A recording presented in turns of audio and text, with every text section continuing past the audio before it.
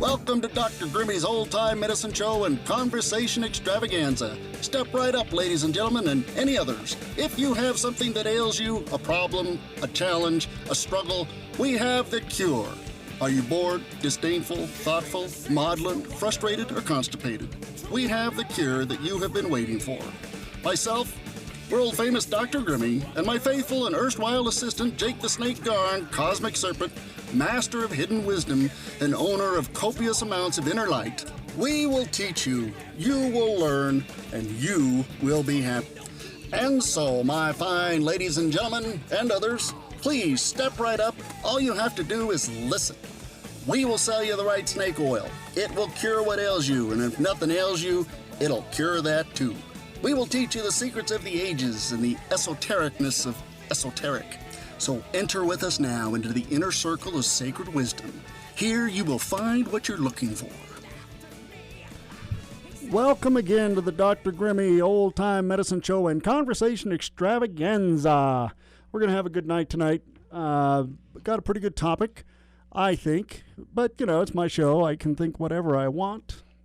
Before I get started, I want to give my opinion on the Utah Transit Authority. What I found from my experience is that their schedules aren't accurate, the buses don't get there in time, and it takes you 3 times as long as it would just to go. And so if you want to drop $5 for that kind of service, go right ahead. I tried that today and didn't get my money's worth. That's all I'll say. I don't want to stir the pot, as it were, but I want to get that off my chest. Okay, so tonight, now that it's off my chest, tonight I'm going to talk about UFOs, unidentified flying objects. But we're going to talk about it a little more, we're going to be a little more fancy about it, a little more snooty, and discuss an individual by the name of CG Jung, who was a psychologist, psychoanalyst, psychiatrist, did most of his work in the 40s, 50s, and he wrote a great deal about the nature of personality, and we'll talk about Dr. Jung's work and how it applies to this whole phenomena of UFOs, because it truly is a phenomena. It's worldwide. Everybody's talking about it. You know, I was looking on the pooter here, and there are dozens and dozens of just recent reports of UFOs, and we have lists of reports of unidentified flying objects, things in the sky that go back to biblical times. That we look at and we wonder what that's all about. There's been, let's see here, on 21 June, there was a spherical UFO sighted on Google Maps. I don't know how they found that, but apparently there it was. An alien satellite in deep space. There's some questions as to whether or not the astronomer who took the photo from his telescope is telling the truth. There's lots of stuff that just burbles. It just continues to come in. What I like to call it is a very high signal to noise ratio. If you go to Project Blue Book and you look at the list of issues that they were dealing with, and there's a lot of people who would argue, oh my gosh, don't consider Blue Book. It's just, they don't like it because it tends to not support some of the current thinking in the UFO world, in the UFO community, in the fan base, if you will, of the UFO stuff. But I think it crunches some good numbers in that the Project Blue Book was done by the Air Force with the intent to find out, is this unidentified flying objects, is this phenomenon, is it a threat to national security? Is it a threat to aviation? And is it, I think that was their primary purpose. was to try to identify if it posed a threat to the United States as a phenomenon. And recently, there was a government project through the 80s and 90s where military pilots specifically would collect UFO sightings and data, and it was called the Aviation Threat Initiative. So pilots are out there and they start dealing with aircraft or things that are flying in the sky that are doing things that their aircraft can't do, and so they wanted to get an idea of what it was that was out there and did it pose a threat. And I think that's a common thread, and I suspect, and I wouldn't know, but I suspect that there is some kind of project going on right now that data is being collected and looked at whenever something is looked at that is identified as an unidentified flying object. Because the last thing you want from a national security perspective, from an aviation safety perspective, is things flying around that you don't know what they are. Now, Project Blue Book classified, they looked at all of these reports, and I can't remember the exact number, a couple hundred. If anybody knows the exact number and is probably more familiar with Blue Book than I am, give me a call, 801-254-1640. But of all the numbers that were presented to this project, which had some scientists, some military people, collecting this data to look at it, they determined that about 86% of the total data that they had collected, 86% of that data could be identified either absolutely that, yeah, we know what this is, or reasonably identified that, okay, maybe we don't have a lot of evidence, but, all things being considered, it can be identified. There is a small percentage, 16%, I believe, of those reports that are unidentified, that have not been able, with the best interest of the United States government, they have not been able to identify that small percentage of.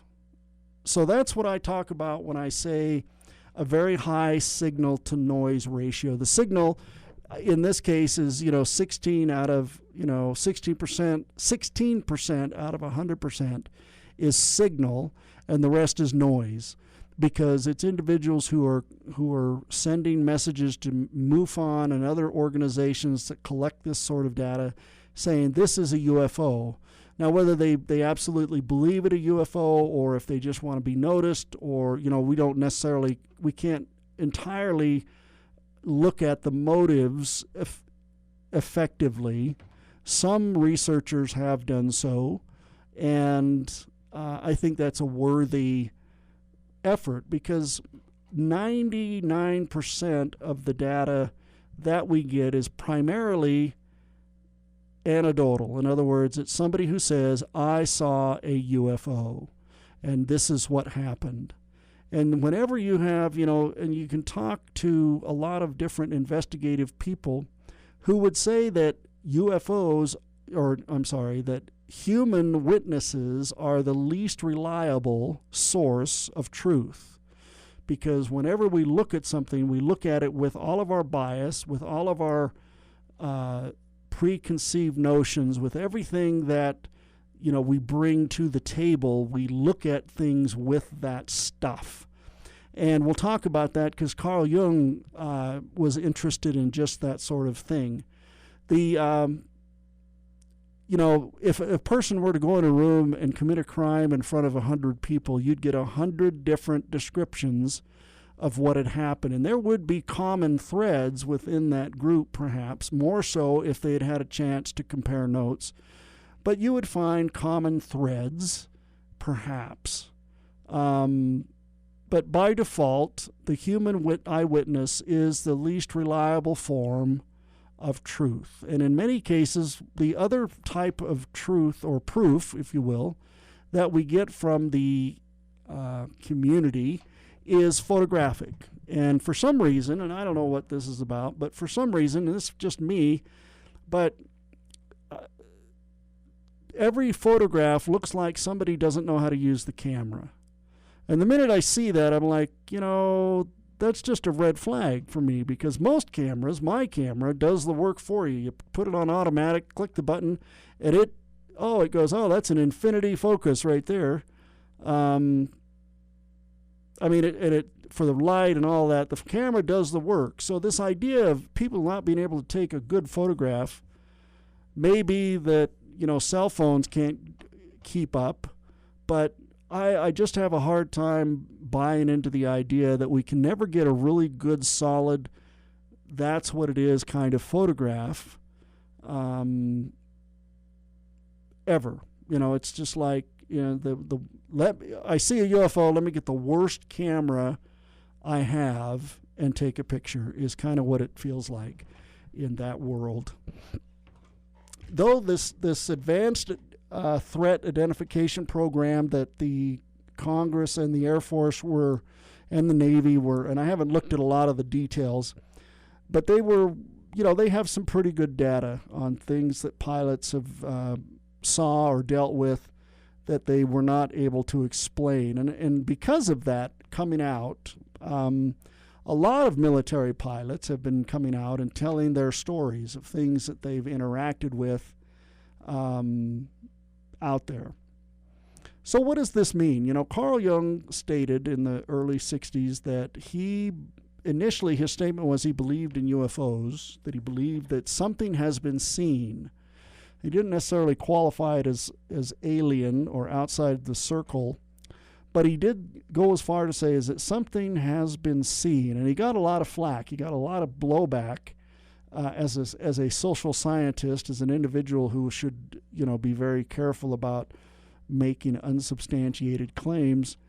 He got a lot of blowback. And so he sat down and decided to respond, because he had an interest in this idea of everybody seeing this UFO phenomenon and how it related to his work in the personality and psychology of human beings. And he wrote a small book called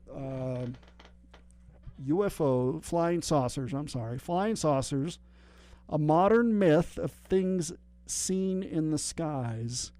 So he did state that, okay, things are being seen, but what are they? And that's a good question. There have been a lot of stories within the UFO community, within that community, and there's lots of flavors. You have people who say they see things that have a military sort of significance, or they have a sort of high technology. Maybe it's not alien, maybe it's secret aircraft. You have the local guy who you never heard of before, who just says, hey, I saw a light in the sky.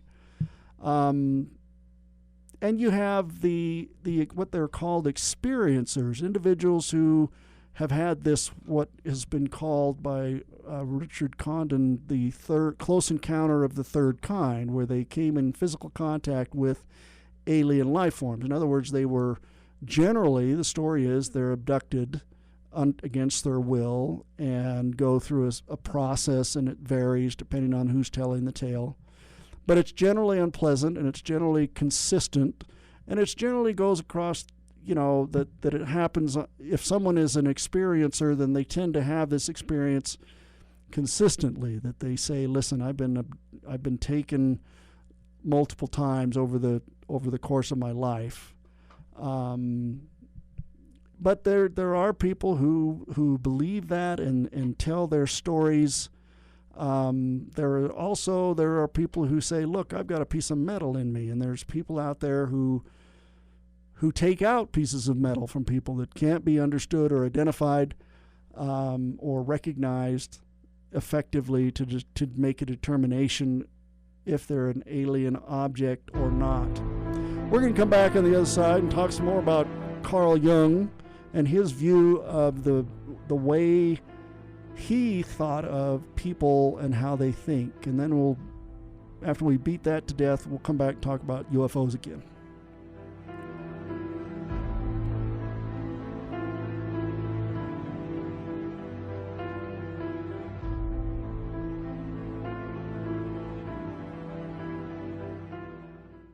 when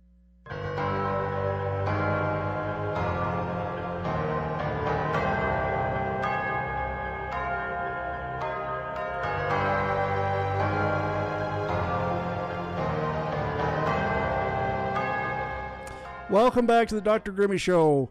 We're talking about UFOs in general, and we're going to talk about Carl Jung specifically and his thinking about the phenomena of objects in the sky. And we kind of have to set a plate a little bit because Carl Jung was a really smart guy, and he had a lot of impact on how we look at psychology today. And in order to understand his view of UFOs, we kind of have to understand his view in general. So I'm going to bang on that for a minute. Carl Jung, psychologist, was a protege or was mentored by Sigmund Freud. Started in the 30s and 40s, came out of school, and developed some theories about the idea of human personality and psychology, which a psychiatrist is dealing with. And he said, okay, people are made up of several aspects. And the primary aspect that people are made up of is their consciousness, that they're aware consciousness. In other words, all of the things they think, all the things that they understand, all the things they know, all of their experiences, all come together with the ego and create the persona, who the person sees themselves as being. And next to that, he said that there was the unconscious, the subconscious, if you will, and that the subconscious was parts of the human consciousness that either the brain didn't feel was important, in other words, it just wasn't something that was going to get stuck to the wall, or it was memories, incidences, or experiences that were repressed. In other words, they were traumatic or they created discomfort for brain, and they were pushed into this subconscious part of the human psyche. All of these things he called the psyche, all of these things together. Next to that, he called what he believed was the collective unconscious. And he argued that, we all have, our brains are pretty much all the same shape, and they're all connected together. All the neurons have the same structure and format. And out of that structure, out of that common structure, he argued that there would be common ways of interpreting the world that would be, it's not like mind reading, but that we would all have this filter through which we would view the world. And he argued that this view of the world, this collective unconscious, was made up of what he called archetypes, symbols that represented, an interesting discussion, that symbols that were perhaps representative of a actual idea or truth, but because we don't know these things actually because they're in the subconscious, that symbols get generated to kind of lead us to try to figure out what they are, what the actual archetype is. So the symbols and the archetype are not the same thing, though the symbol of the archetype kind of will lead you to be able to recognize perhaps that sort of, what it meant, what the meaning is for you. And he made that argument based on the idea that in looking at all of the religious literature, all of the psychological stuff and stories and myths that were out there, that there were these common threads that in spite of the differences between cultures, that there were aspects of these things, these symbols, that were universal in the sense, and I'll give an example of a couple of them. And all of this together made up the human who we are. And that as part of who we are, we go through a process that he identified, what he called is that the human psyche wants to be healthy and wants to be fulfilled and whole primarily. And in order to be whole, that we go through a process called individuation. That's Jung's word. And it's a natural process that we go through it as we get older. And what it is we we have a balance between all of these different things: the ego, the consciousness, the subconscious, and the collective unconscious. We have, the human mind wants to have a balance between all of those aspects. And that psychological problems that he dealt with as a psychiatrist were generated when there was not a balance in any of these one aspects, such as the ego. If a person had the drive for power and they were and they had this inherent selfishness, there would be a lack of balance, and that would show itself in physiological ways that could be identified. Some people have all of the, many people struggle with that sort of thing all the time, though some people so much are out of balance that it manifests in lots of different ways that are very visible in a physical way. And he argued that the process of this individuation is this balancing of the conscious and the unconscious, and the ego and the persona are, how a person sees himself in the world, all together should be balanced.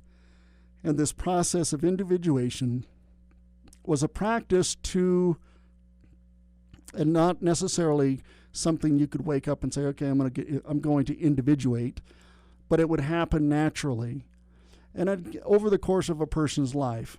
And you would notice if the individuation process kind of hit a speed bump or fell into a hole, that would be manifest by different kinds of behaviors or aspects of behaviors, depression and psychosis and some of these psychological issues. He believed that the unconscious would try to communicate with the conscious to try to show where these imbalances were, using the symbols of archetype that are universal and maybe different between cultures but fundamentally the same, and try to show an individual through, and Jung argued that it was through dreams, that you could look at a dream and untangle the symbols and determine what the subconscious, what was the message or what was the imbalance going on in all of these aspects of the personality. And his primary, in his psychotherapy, would request that individuals document their dreams, and then he would look at them and try to determine what the unconscious was trying to say to the conscious through dreams. He believed that was the only way that this unconscious would be able to communicate with the conscious. And then he could look at the dream and make determinations on what the message might be, what archetype was being presented, and how, so that if there was an imbalance and it was trying to be communicated, that then they could then say, okay, you need to work on, calming your ego down or getting rid of this fear, or etc. And I'm not an expert or a psychologist, so I have to just tell you what I've learned from the University of Google. But that was, the reason I say that is he uses some of these ideas when he starts looking at the UFO phenomena, the unidentified flying object phenomena. Some of the archetypes that Jung said existed were primarily the archetype of the self, that was the ideal that everybody would hope to be, that would have this balance, and it was represented primarily through imagery that he called, or others call, mandalas, these circular images, very artistic, usually circular, with, in many cases, they'd be divided in 4 regions, usually with a cross, as a representation of the self. And if a person were to see some of that kind of archetype in a dream, and how it was interacting with their viewpoint and what else was going on, then Jung believed you could say, okay, the self is trying to, the unconscious is trying to communicate some kind of unbalance or imbalance to you, either or expressing anxiety or internal fears, or lots of other different sorts of things. It is a definite rabbit hole if you're interested in that sort of thing, on the idea of archetypes. So and he believed that one to be the most important, the idea of self. They had an archetype of the persona. Now he made the argument that the persona wasn't the person per se, and it only involved the consciousness and the conscious view of the person themselves, how they saw themselves, what they did internally, emotionally, and psychologically to fit into the culture or community of which they were members. That was the persona. And if the persona was different from the archetypes that were internal to that person, that created an imbalance. And that imbalance would be manifest through dreams or physiological challenges, depression and that sort of thing. So that's CG Jung, Dr. Jung, in a nutshell. So what is this about the idea of UFOs that Jung was interested in? Well, he argued that these things are being seen, and yet there's no sign. We don't have, as Dr. Sagan argued, the logbook of the captain of the ship. And we get lots of this anecdotal evidence of people telling stories that may or may not be true. Perhaps for the individual, those stories are absolutely true. But he made the point that perhaps a lot of it was what he called the spreading of rumor. The idea that it was something somebody wanted to believe in or wanted to be true and would share it that way, and that somebody else would pick up the story and believe it or tell it as a true story to somebody else. And that fits in with, if you put the filter of folklore onto UFOs, that makes a great deal of sense, that a lot of this stuff is people simply wanting to tell a story to somebody else.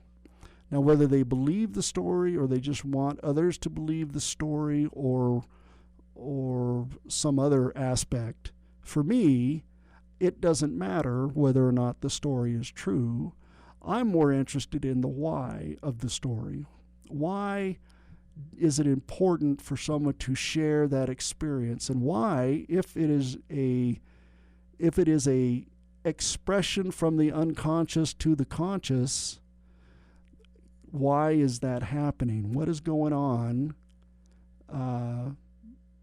What's going on there?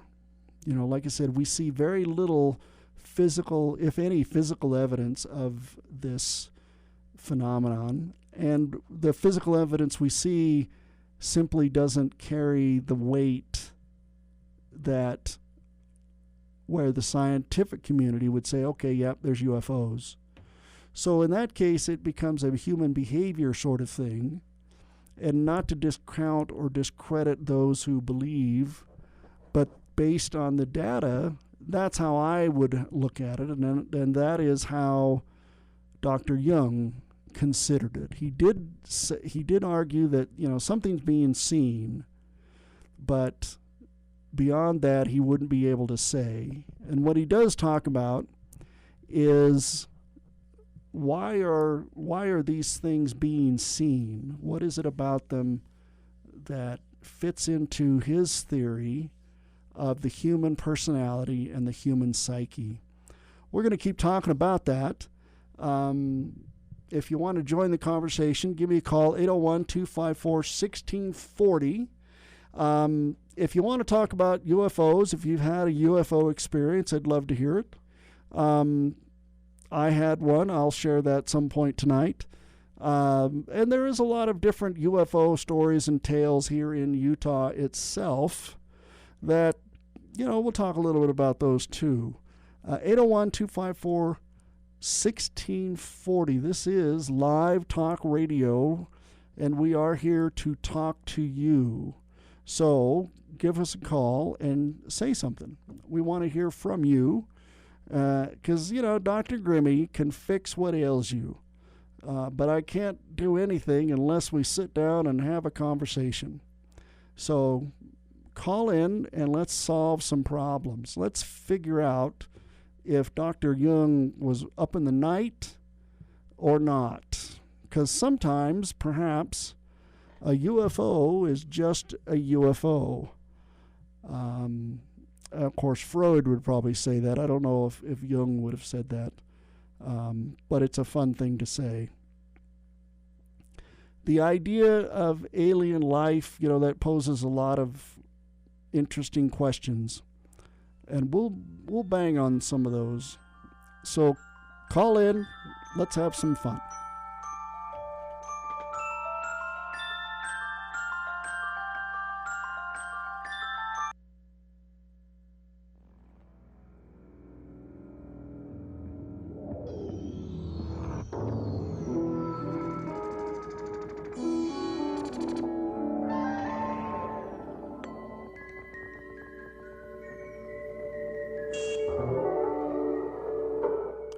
Welcome back to the Dr. Grimmy Old Time Medicine Show and Conversation Extravaganza. We're talking about UFOs because we're kind of late night talk radio, Saturday night talk. Nobody wants to talk politics at this time of night, and that's what mostly we do here at K-Talk. We'll let you guys talk about politics. And I don't really want to talk about politics. You're welcome to call, and let's see if we can try to wrestle it around to the idea of Carl Jung, because it does lead to some thinking about the current state of the political world, and we'll try to connect those dots throughout the course of the evening while we sit here and talk about Dr. Jung and his view of UFOs and the idea of the unidentified. So I was talking about, where was I? So I was talking about this structure that Carl Jung believed that the individual was psychologically was made up of, the psyche, made up of the persona and of the ego and of the unconscious, of the conscious and then the unconscious and the collective unconscious, and that all of these things together made up an individual, and that for an individual to be truly whole is the term that Dr. Jung uses. For an individual to become whole, all of these aspects need to be in balance, and that the process, and he called this process the process of individuation. It was a natural process that the brain kind of just started to do. And as we worked our way through to find this balance, sometimes we'll fall into the rabbit hole, we'll step in a hole, we'll have difficulty where there's a lack of balance in our instinct, such as our ego that wants to be powerful, wants to be warm, wants to be fed, wants to have sex, wants to be loved. And all of those have a balance, and anytime we get too much of any one of those things, there's a lack of balance. And that the unconscious, these things that are uncomfortable, the conscious can slough off some of these things, some of these emotions and feelings and thinkings into the unconscious. And that once the unconscious sorts of develops this all of this stuff, the kind of the recycle bin of our brain, it tries to communicate. Perhaps the consciousness has thrown something there that really needs to be not there. It needs to be known by the conscious. And the only way that Jung believed that the unconscious would communicate with the conscious was through the dream state. That the unconscious, that was a open-ended practice of the unconscious doing its thing. And that the symbols, and he was very clear about it, that it was symbols, in other words, things that not signs being, something that you, like a writing, you know what a letter means and you know what it means when they're put together. A symbol doesn't necessarily do that. We don't have an exact, clear definition. A symbol would more tell us that there's an unknown truth beyond the symbol that we need to look towards somehow. That it's ineffable is a term that Dr. Jung used, that it's unknowable in that sense. But it gives us a direction of which to go. And these symbols are based on what Dr. Jung called archetypes, these aspects of the personality that are common. Everybody has a piece of this in their brain housing group, because we're all, if you've read Carl Sagan's book, Dr. Sagan's book, The Dragons of Eden, those of you who are not big fans of evolution will not be big fans of this book. However, he makes some very clear argument about the mutual structure of the brain, and using when you look at early hominid fossilized skulls, you see brain patterns that are very similar to what we have today. We got a caller. Let's see what they got to say. How are you, caller? Who are you? I am me. Oh, there you are, Eagle. How are you? Well, I'm just fine. Carl Jung. Yep. I read about him some years ago, but I'd almost forgot about him. Tell me, what country was he a citizen of? Germany. Oh, I thought maybe it was Switzerland. I think he was one of the, they have... you're right. Maybe he was from Switzerland, but he was a German Swiss. They have the kind of that polyglot right there. Yes. And the University of Google, I should probably look him up on Wikipedia and give you a rundown. I guess what I'm calling is to find out, trying to get a refresher course as much as anything. But I did find him a very interesting character, but I've practically forgot about him. Now, from your beginning statements, apparently of the two, Jung and Freud, Jung was in the upper echelon rather than Freud. Is that correct? Freud was a mentor of Jung for a period of time. I don't know the exact history.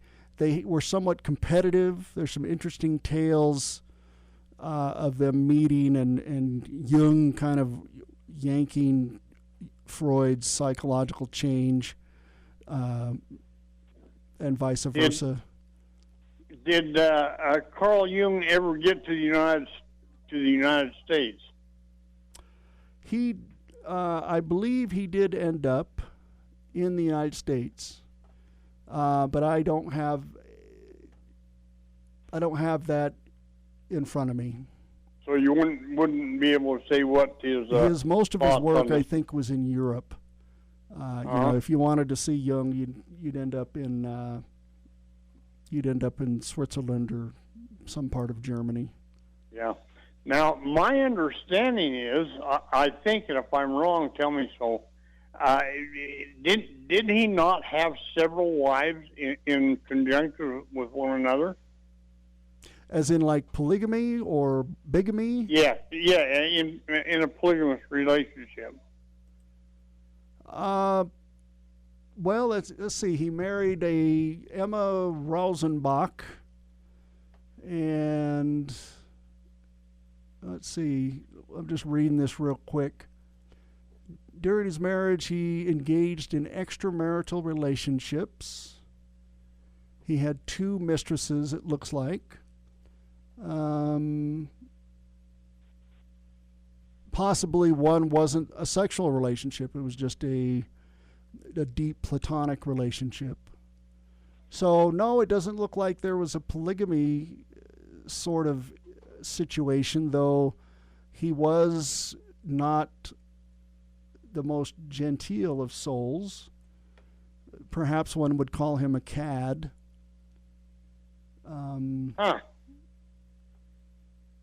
It's hard to say. I wonder where I got that idea from. He was married until she died in 1955. Apparently that's it.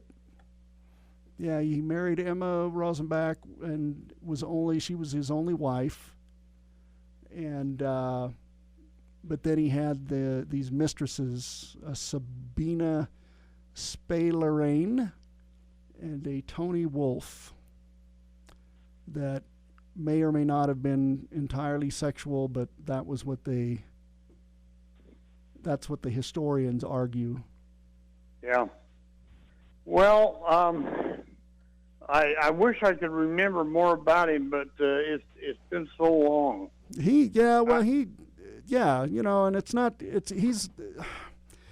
I went to the University of Google to get ready for the show because I have the book that he wrote, Flying Saucers, A Modern Myth of Things Flying in the Sky. And I discovered that in starting to read that, he is assuming that you know a bunch of other stuff, which I didn't know. And so I've been trying to catch up with just the fundamentals of his viewpoint about the persona, the different aspects of the personality. And it's interesting that he kind of got nailed to the wall. He said he believed in UFOs, and then when he got the blowback, he kind of said, "No, well, wait a minute. Let's talk about this." And he wrote this little pamphlet, a small book, where he discussed the idea of UFOs being a manifestation of an archetype. And I talked a little bit about those, the idea of this circular thing in the sky. It has a very powerful archetypical image that is common, that he argues is not uncommon in when you start looking at that sort of thing. I had I don't know how to explain it. I was going to say I don't find anything typical about it because each UFO setup that I've heard of, I don't find there's any typical thing about them. But in 1970, right after I got back from Vietnam, I was going on the freeway east on the 21st South Freeway, and I got off on the 23rd East exit going over to see an uncle of mine, and I noticed up in the sky this bright undulating light. It was going from a light blue to an orange color, back and forth and back and forth, and I couldn't tell what it was, so I jumped out of the car and to get a closer look. It was as though it was suspended just above me, but I couldn't hear nothing. Just couldn't hear a thing. I got so excited, I jumped in the car to get over and get my uncle to take a look at it, and by the time I got there, it was gone. Yeah. I have no idea what happened to it. But the strange thing to me, I couldn't hear a sound at all. Nothing. It was probably Venus. Oh no! It was big. That's what Project Blue Book stated, is that all of the 86% of the identified, most of those, 90-something% of those were astrological imagery, and Venus being the most common. But it was so big, in my opinion. I don't want to. I don't want to challenge the experts on this. Oh, I'm just making fun of you a little bit. Oh, okay. Well, maybe what I ought to do is just hang up the line and just call back, and hang up the line, call back, and make havoc for you, huh? Yeah, it's not the first time that's happened. Not so much here at night, because I think even the angry callers are just Saturday night. They've got other things to do. Well, anyway, I'll be listening. I hope that you record this program, because I want my daughter to hear, and I can't get a hold of her to have her listen. Okay, yeah, it's being recorded, and it'll be up on the archive. We also do SoundCloud as well. Okay. Hey, thanks, Eagle, and call back. We'll be here till midnight. All right, thanks. All right, see you, bye. We'll be back in just a minute. Give us a call, 801-254-1640.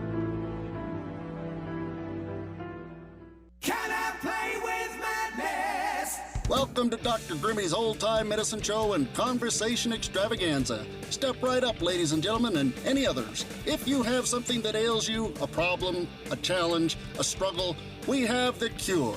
Are you bored, disdainful, thoughtful, maudlin, frustrated, or constipated? We have the cure that you have been waiting for. Myself, world-famous Dr. Grimmy, and my faithful and erstwhile assistant, Jake the Snake Garn, Cosmic Serpent, master of hidden wisdom, and owner of copious amounts of inner light. We will teach you, you will learn, and you will be happy. And so, my fine ladies and gentlemen, and others, please step right up. All you have to do is listen. We will sell you the right snake oil. It will cure what ails you, and if nothing ails you, it'll cure that too. We will teach you the secrets of the ages and the esotericness of esoteric. So enter with us now into the inner circle of sacred wisdom. Here you will find what you're looking for. Welcome back to the Dr. Grimmy Old Time Medicine Show and Conversation Extravaganza. If you'd like to join the extravaganza, give us a call, 801-254-1640. Tonight we're talking about UFOs, which is always a good subject, but we're talking about them through the filter of Carl Jung. Carl Jung was a psychoanalyst, a psychiatrist, a psychologist, if you will, who had a view of the world, a view of the human, psyche, to use his language, that the human psyche was made up of several different parts. The unconscious, the collective unconscious, the conscious, the ego, and all of these things together were the individual. And some of these parts were unknown to the individual, such as the unconscious part, this part of, and Jung argued that the conscious and unconscious were interchangeable, in that the conscious would push things down into the unconscious, either because they weren't important, they didn't register on whatever brain was doing that day, or they were unpleasant. They were experiences that the brain, perhaps the psychology, didn't want to re-experience, and so they would be suppressed into the unconscious in such a way that they wouldn't cause problems with the conscious. Now, what Jung believed is that if in any one of these parts there was an imbalance, if the ego the desire, the ego was made up of the instincts, as you look at Maslow's hierarchy of needs, the ego being, wanting to be safe, wanting to be secure, wanting to be loved, wanting to be, all of these different things, that it could be, a person could become obsessed with one of these instincts. And he believed that the one that was most likely to be, that an individual would grab onto and obsess would be the desire for power, because, the power, if you have that, then it kind of takes care of all the rest. You can get all the sex you want, you can get all the food and shelter you want. And so Jung believed that that was the biggest challenge to the ego, was this obsession with the desire for power. And that was a very common imbalance in the personalities of individuals, is this misapplication of instinct. And that the unconscious, where a lot of the stuff that perhaps a part of the personality Jung called the persona, was all of the aspects that a person believed of themselves that were acceptable to external view. So if I'm a police officer, then that becomes, all of that becomes who I am. And Jung argued that that was an imbalance, that the persona was not who we actually are. It's just what we perceive everything else wants us to be, and that is one of those imbalances that occur in the psychology of an individual. The unconscious and conscious kind of back and forth, and that a lot of the stuff that gets put down into the unconscious is the dark side, the stuff we don't like about ourselves, the things that we're, uncomfortable with, and that there's this shadow that it starts to exist in the unconscious part of our personalities that are just as much a part of us as any other part. And recognize, the part of it, in order to have any change in this sort of thing, Jung would argue that it had to be acknowledged and understood by the conscious. You had to, and the only way that the unconscious and the conscious communicated effectively, Jung argued, was through dreams, and that he would, spend a lot of his time interpreting the dreams of his patients, trying to see what imbalances, what things were going on within a person that were creating imbalances as manifest in what the unconscious was trying to communicate to the conscious through this process of symbols. And symbols are a challenge because they don't necessarily tell the whole truth. They just kind of point towards a truth. He argued that that within the unconscious, within the collective unconscious that everybody has, we have archetypes that are just based on common threads, based on the common structure of the brain, such as argued by Carl Sagan in his book, The Dragons of Eden. And that these manifest themselves throughout cultures across the board in different ways. And he said one of the archetypes was the self, and he said that was made up, a symbol for the self in this collective unconscious was a circle that was usually divided into 4 regions. And they give several examples across the world of cultures that have this symbol, this mandala, as he called it. And he gives, lots of other examples of these archetypes that individuals have. And that the process that human beings really wanted to be known, had an internal desire to be whole. And the process of becoming whole, he called it the process of individuation, where that all of the parts of the personality would come into balance and you would become whole. Because most people, for various reasons, either emphasize some part of their personality or suppress other parts of their personality, and even up to the point where it manifests itself in a physiological sort of way. That's Carl Jung in a nutshell. How does it apply to UFOs? Well, Carl Jung said that something is being seen, and why. He wanted to know what it was. Was it a physical manifestation? Was there actually UFOs out there to be seen? Or was it simply people who wanted to believe he used the term passing on rumors? Or was it a manifestation of what somebody wanted to see, or what their unconscious wanted them to see, to deliver a message to the conscious about some imbalance or some process going on within themselves.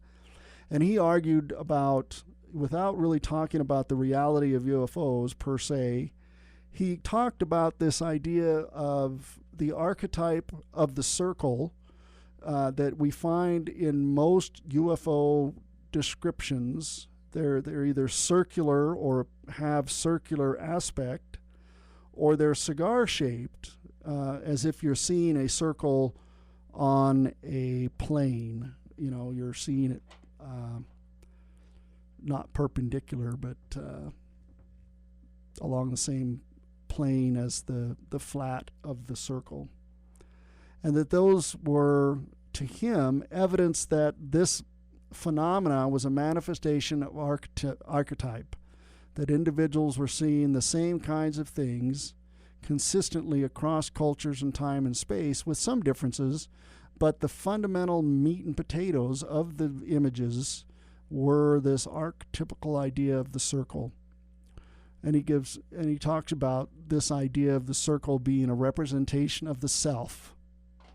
Now, why would, he carried this philosophy on a little bit further, in that one of the reasons why people see things in this way is that perhaps they don't have, part of their persona, part of their psyche doesn't have enough internal value for that individual. In other words, their consciousness doesn't recognize them as a whole person in some way. In other words, they don't feel good about themselves, and then in seeing this representation of the self in a powerful way was a manifestation of this insecurity.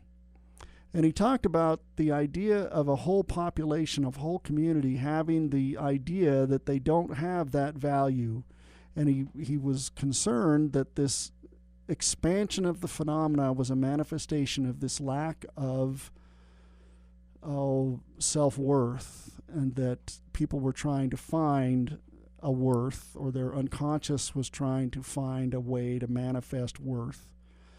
And he argued that if a population, if a community lacks this self-worth, that what fills in the blank there are those individuals who have the ego imbalance, where power is of its own purpose, and that populations that lack this sort of sense of wholeness will fill that blank with people who have this imbalance. And the idea for him, the strongest manifestation of power, of the desire for power, was the strongest manifestation of ego, and was an imbalance into this whole individuation for an individual, and that populations could fall into being controlled by these kinds of individuals because of their lack of feeling whole.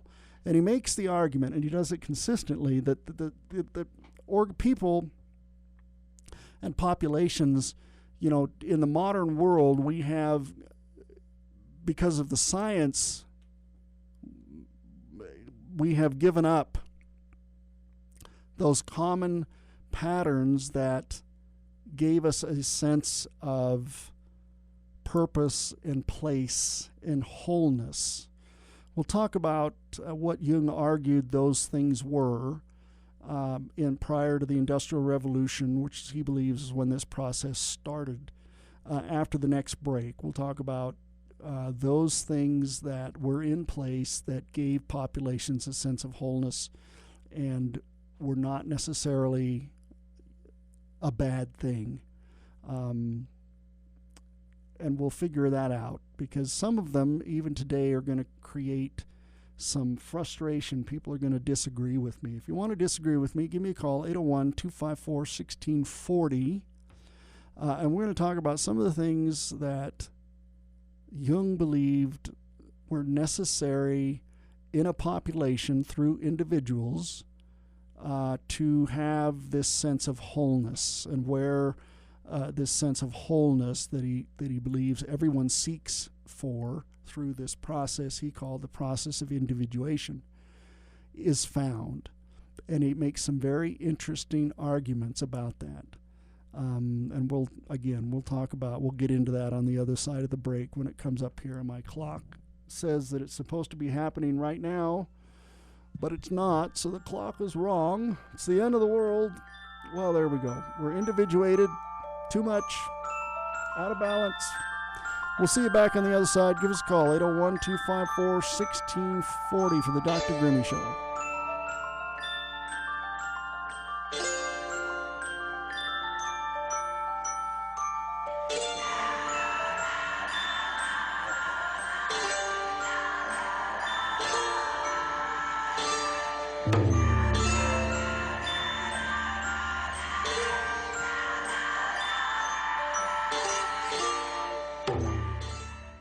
When the weather's hot outside, cool off with a splash of K-Talk Media, 1640 AM.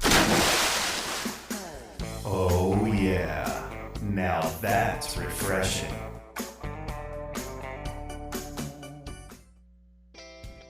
VF Law is a regional law firm with offices in 6 western states, known for its unparalleled experience in HOA law and plaintiff civil litigation team, led by Ted McBride.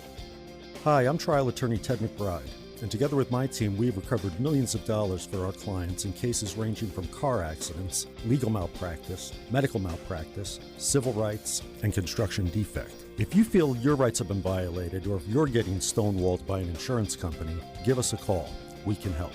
Call Ted McBride at 801-355-9594 or visit vf-law.com to schedule your free consultation. 801-355-9594.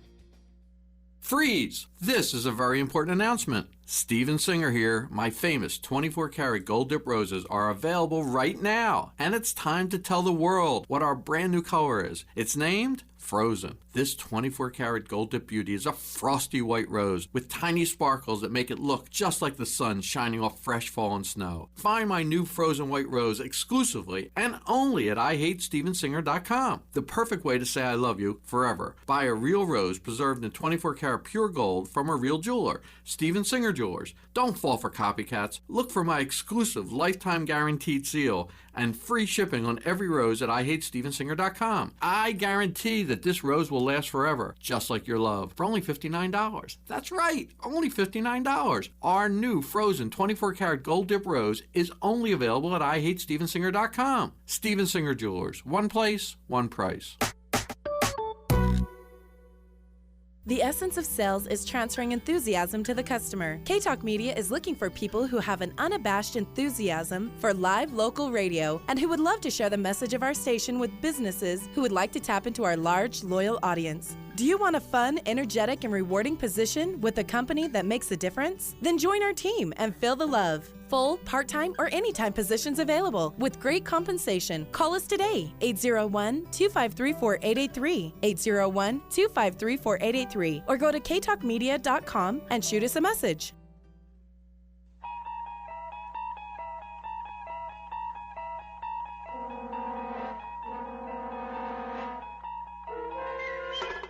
You're traveling through another dimension.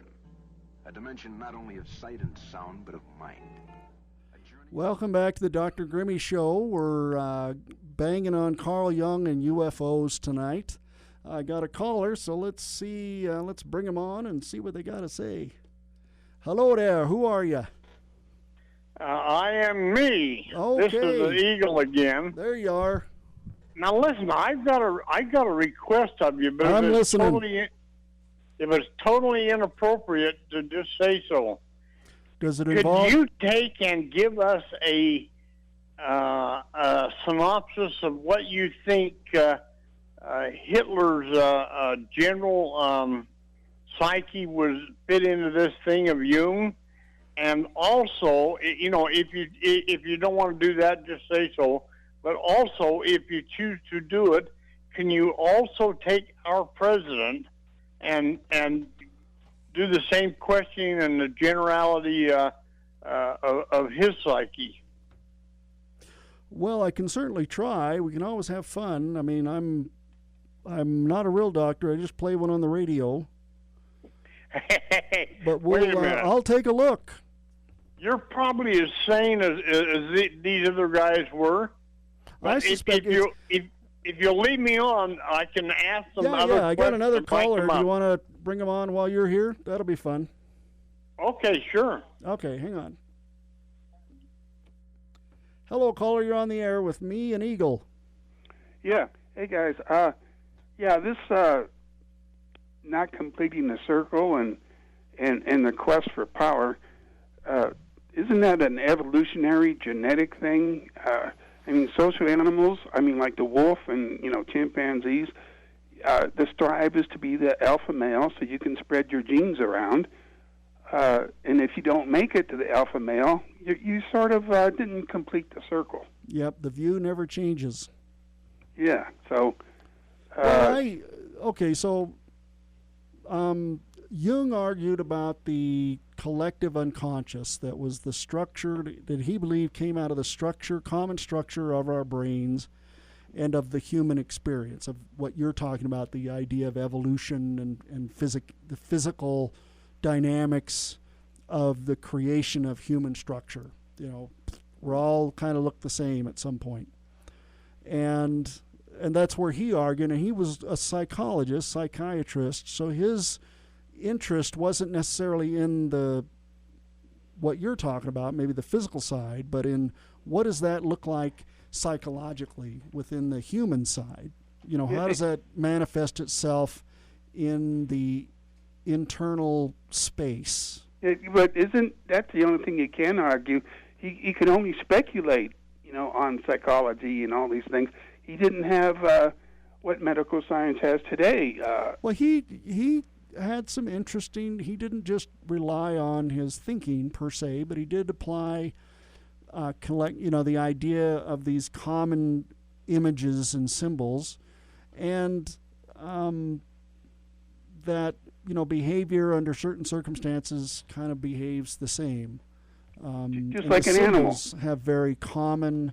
What he calls, uses the term symbol very specifically, how that work. And again, he was only interested in the inner self. He wasn't necessarily interested. And he said the ego was the part of the psyche, this whole person thing, was a representation of all of our instincts. Yeah, Okay, you mentioned ego and a couple other things.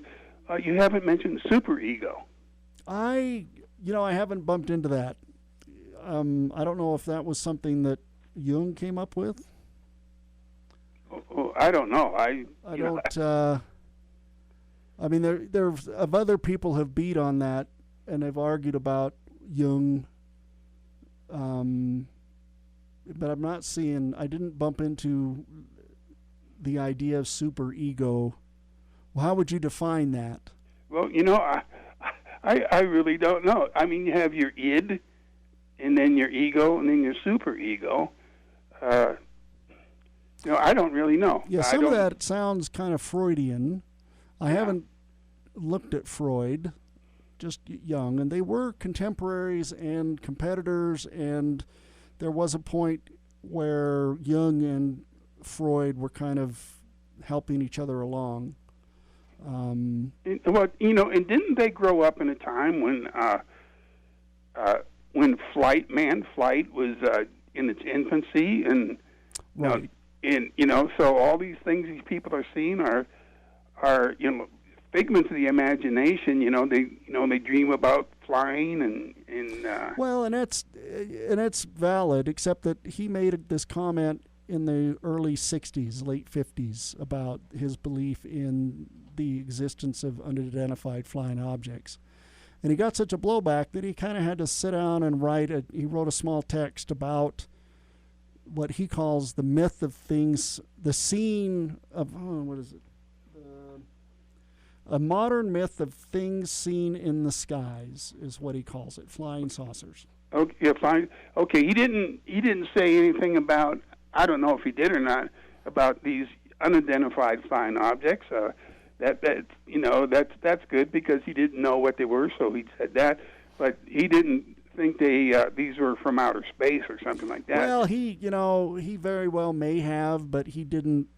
He kind of retracted a little bit and applied his filter onto the idea. And so when he's talking about people seeing stuff, you really don't necessarily know if he's talking about them actually seeing stuff or if it's just some sort of manifestation from the unconscious to the conscious.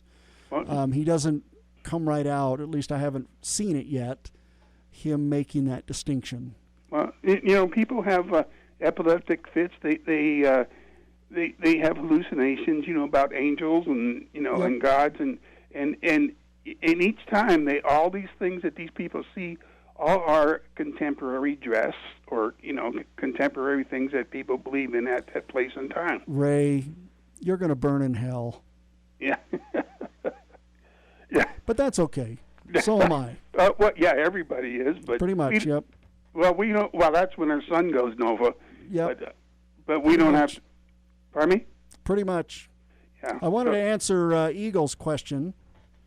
I don't know if you heard it. No, I did not. He was interested in the idea of Jung and Adolf Hitler, and what I stumbled across is, and it's a whole could be a whole show, is that Carl Jung was an agent for the OSS, and his case officer, as it's called, was one of the Dulles brothers. And which one? Well, I lost the reference, but one of the whoever was running the OSS, Alan Dulles, there it is, and he provided valuable intelligence on Hitler and on his state of mind. Nobody will ever know how much Professor Jung contributed to the Allied cause during the war, is how they summed up.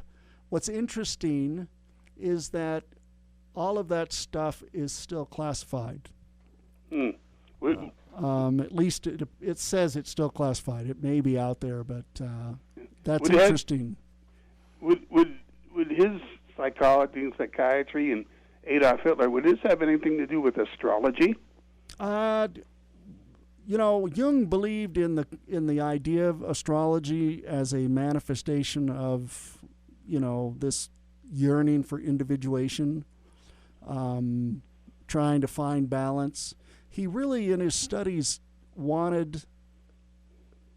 he believed that the human life was much more than just the physical. That in reality, and he believed this, that it was finding one's place in relation to the divine and the world. And so could his role in World War II and Hitler and that could be, he could figure out what astrology says, what Hitler believes it says, and then he could figure out what Hitler's plans were. Well, there was some argument that they were doing that, yeah. But, astrology, unless you're using the same framework, and nobody ever does. Well, basically, if the stars or Jupiter and Mars and the sun all line up, it's basically all the same. Surprisingly, it's not. If you go back to the earliest Greek text that describes astrology, it's very different from what they would interpret it today. Well, the Greek god of war, and these stars and things that were different from the Romans, and things like that, but still. Yeah, I'm guessing the best way to do it is chicken entrails. Chickens are the chickens no matter what, right? They don't change over time. So if I was going to do divination, I wouldn't use astrology. I'd use something I could trust. Yeah, but Hitler, like Nancy Reagan, believe in astrology. I don't know how much Ronald Reagan took from his wife to run the country based on astrology, but Hitler was highly involved in this, evidently. He did have, for a period of time, in the early days of when he was rising to power, he had his brown shirts, and several of the leaders within that community were astrologers and sex maniacs and drug users and occultists. And it came to a point where he wanted to get some legitimacy for the electorate, and he had the Night of the Long Knives, as they call it, where many of those individuals that had those viewpoints were done away with because he wanted to legitimize himself for the body politic in Germany at the time. He was going to be elected to the Reichstag, and he didn't want to be, he didn't want to get the media of the day calling him a kook. And so he solved that problem the way he solved many problems. And isn't the swastika based on all this astrology and things? It was I've heard that term, that it was a symbol of good luck. There's the reverse swastika of American native lore. And in India, you see a swastika. And I think there was a connection between the idea of the Aryan race and the swastika, that it was kind of a symbol for the Aryan. So isn't that a basic connection to our subconscious or unconscious then? Well, it very well could be. It's when we talked about the idea of the self, that it's generally seen as a circle. What's the term? And it divided into 4 parts. Now, a swastika has that. It's not exactly a circle, nor is it exactly, divided into 4. But it is round, and it has 4 elements. So it does measure up to the idea of this representation as an archetype. I think Jung would have seen it that way. I can't speak for him, but it has those elements. So yeah, he would call it an archetype of the self as manifested in that context, the context of the whoever came up with the idea, whether it was him or somebody else on his staff. Yeah, so it would be interesting to read classified stuff like that. Yeah, I'm going to look that up and find out if that's still classified, because I think it would be some interesting reads. Yeah. What was the other question you had, Eagle? I know there was 2 parts. Yeah, I'd like to know what your opinion is of our present president, and as to his psychological profile. Well, just the little bit I've gotten out of the University of Google, ego being this part of the personality that deals with the desire for instinct, the instinct for sex, instinct for food, instinct for power and shelter and that sort of thing. It would appear that there's a lack of balance, that his desire to be recognized and known and is much more, it's unbalanced in a way. It's not a healthy balance. That So you think he had the drive to be the alpha male, but not the intellectual fortitude, or and it's and Jung would have sat down with somebody and spent a year collecting information about them from conversation and dreams before he would have really said anything about them. I mean, and I'm just throwing that out there, just the tiny bit, that it would appear that if the personality, that this whole psyche is a matter of balance between all of these elements, the unconscious, the collective unconscious, the ego, the persona, that just in what I see, I would argue there's probably some kind of unbalance going on. And he makes that statement that it will manifest itself in a neurosis or even in a psychosis. And so an unfulfilled ego leads to violence? Could be, yeah. Jung could argue that point. So when was he born? Jung, let's see here. I've got his Wikipedia up here. Just got to go to the... Carl Jung, July 26, 1875. Whoa. Died in 1961. He was a Swiss psychiatrist, but he spoke German.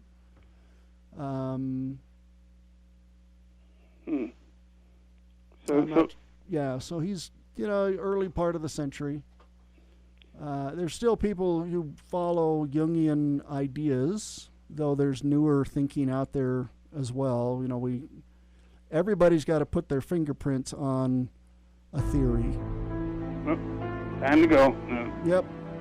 Okay, well, good subject. Eagle, take care of yourself. Well, I hope so. I hope I can have some balance. Yeah. Okay, thanks, guys. You're welcome. You want to stay over, Eagle? Hello? Hey, Eagle. Doesn't look like you've hung up. Well, we'll see you on the other side. The sun's finally out, so get out there and enjoy. And don't forget to bring along the refreshing sound of K-Talk Media, 1640 AM. The essence of sales is transferring enthusiasm to the customer. K-Talk Media is looking for people who have an unabashed enthusiasm for live local radio and who would love to share the message of our station with businesses who would like to tap into our large, loyal audience. Do you want a fun, energetic, and rewarding position with a company that makes a difference? Then join our team and feel the love. Full, part-time, or anytime positions available with great compensation. Call us today, 801-253-4883, 801-253-4883, or go to ktalkmedia.com and shoot us a message. My name is Dr. Jonathan Greenberg. Stop what you are doing because what I'm about to say will improve the quality of your life. ZYPPAH.com. That's ZPA. It's Happy Z spelled backwards. ZPA is designed to be comfortable, affordable, and effective at eliminating snoring. I want to help you stop snoring. Go to ZPA.com and order now. ZYPPAH.com. Snoring is a serious matter. ZPA will conquer your snoring problems. Go to ZPA.com and order now. With OnStar, you don't need to drive the newest model car to have the latest in connectivity. If you're not connected, now get select OnStar services free for 3 years with no strings attached. You'll get a mobile app that lets you start your car or unlock your doors from your phone, and monthly diagnostic email reports. Just push the blue OnStar button and ask for 3 years of free mobile app and diagnostic services. Emergency and security services are not included. Eligible on select 2011 and newer vehicles. Visit OnStar.com for details, coverage map, and system limitations.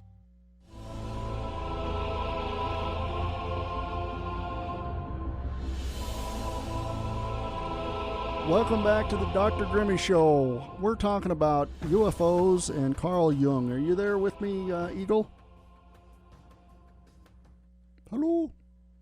Well, if you come back, I'll leave the line on. Are you there, Eagle? I'm here. Okay, there you are. So, we were talking about Carl Jung, and we bumped into a couple of alleys of that.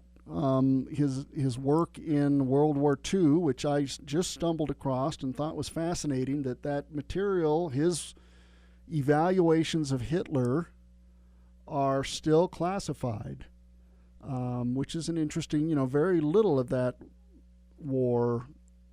There are some things that remain classified, probably because some of the people who are still alive, but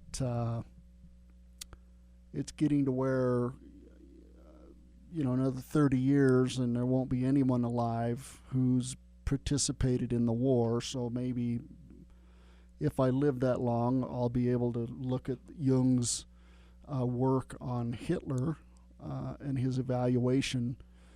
Alan Dulles argued that it was indispensable to the war effort. You bring up the Dulles brothers. Yep. I've got a book that I've got loaned out now to somebody else, but it mentions all of these characters in the book. It's called Treason in America. Okay. And it has a lot to do with the death of President Kennedy, et cetera, et cetera. But as soon as I get the book back, I'll get a hold of you and we'll figure out how to get the book to you so you can read it. Okay, yeah, I'm always up for new stuff. This has been, like I said, I'm reading this Carl Jung's book, Flying Saucers, A Modern Myth of Things Seen in the Sky.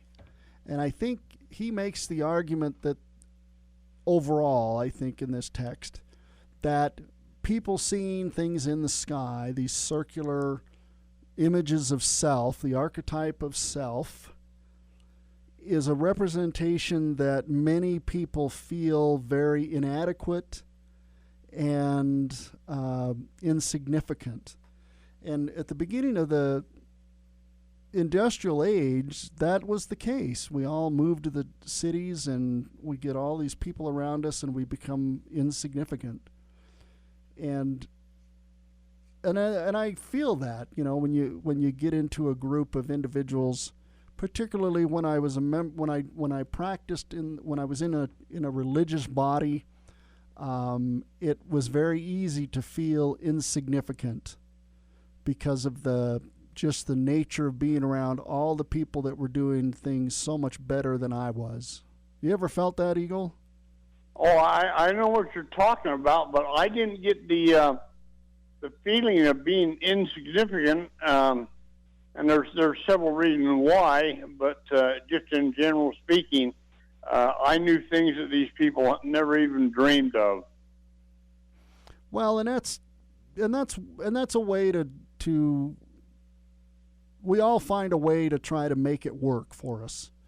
Yeah. You know, I did what I had to do, and you know, my practice, I figured if I can do this thing perfect, if I can do all of these things exactly like I'm supposed to, then I will be righteous. I will be a good person. And the reality is, you know, none of us cannot sin even for a minute, you know, and then you beat yourself up because you're not being perfect. That was my dynamic is, you know, I'm going to try to be perfect, but I never could. And it took a while to learn that lesson. You know, it was a pretty brutal lesson to learn. Let me just say this. I had the same problem in that when I would think that I was getting to the place that was in their belief system perfect, then the rules would change and it would be something else. Well, that was I've drifted towards a view of the world that is Taoist by temperament, because it doesn't have the idea that you have to do everything perfect. You just grow kind of like a tree, and it's going to happen, you know, as if you provide the resources, you know, a little bit of water, a little bit of sunlight, it's going to take care of itself. And I like that premise much better than, okay, if you do this list of 10,000 things correctly, then you'll be a good little flower. And yeah. That, you know, saying it now, it sounds silly, but I really believe that. I really thought that was a truth. So maybe I had an imbalance in my unconscious that I had to find some way to correct it. You know, I had forgotten that Jung was connected in some way with the war effort and was an agent of some kind or other. But I've also, when I got back from Vietnam, the ward that I moved into, there was a fellow who was a returning missionary coming up from Argentina, and he was stopped. In those days, they traveled by train, and when he got to Mexico, somebody intercepted him and told him that he needed to get a hold of the priesthood authorities that were over him, and he got a hold of them, and they told him to go right back down into Argentina, where he was some sort of what did you say the title of Jung was? He was doctor. He was a psychiatrist. No. Oh, he was an undercover agent. Some kind. SS something. He worked for the OSS under Alan Dulles. Something such as the OSS. Right, at that time it was the OSS. Agent 488 was his nom de plume. Well, I find that very interesting, and one of the reasons I find it very interesting, I also understand that the return missionaries from places where they have to learn another language, and they end up down at BYU. They are heavily recruited by the CIA every spring because of their dual language skill. Yep, and they've lived in a culture, and so they don't, they've kind of developed how to fit in a natural way. Well, generally speaking, they also are, absolute in a mode to accept direction and act responsible back to quote unquote a handler if they had one.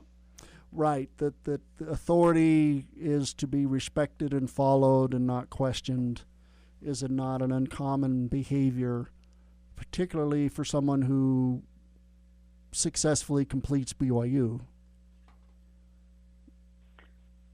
If I may, I would like to say one thing more before I hang up, and that's about this undulating light that I saw. Okay.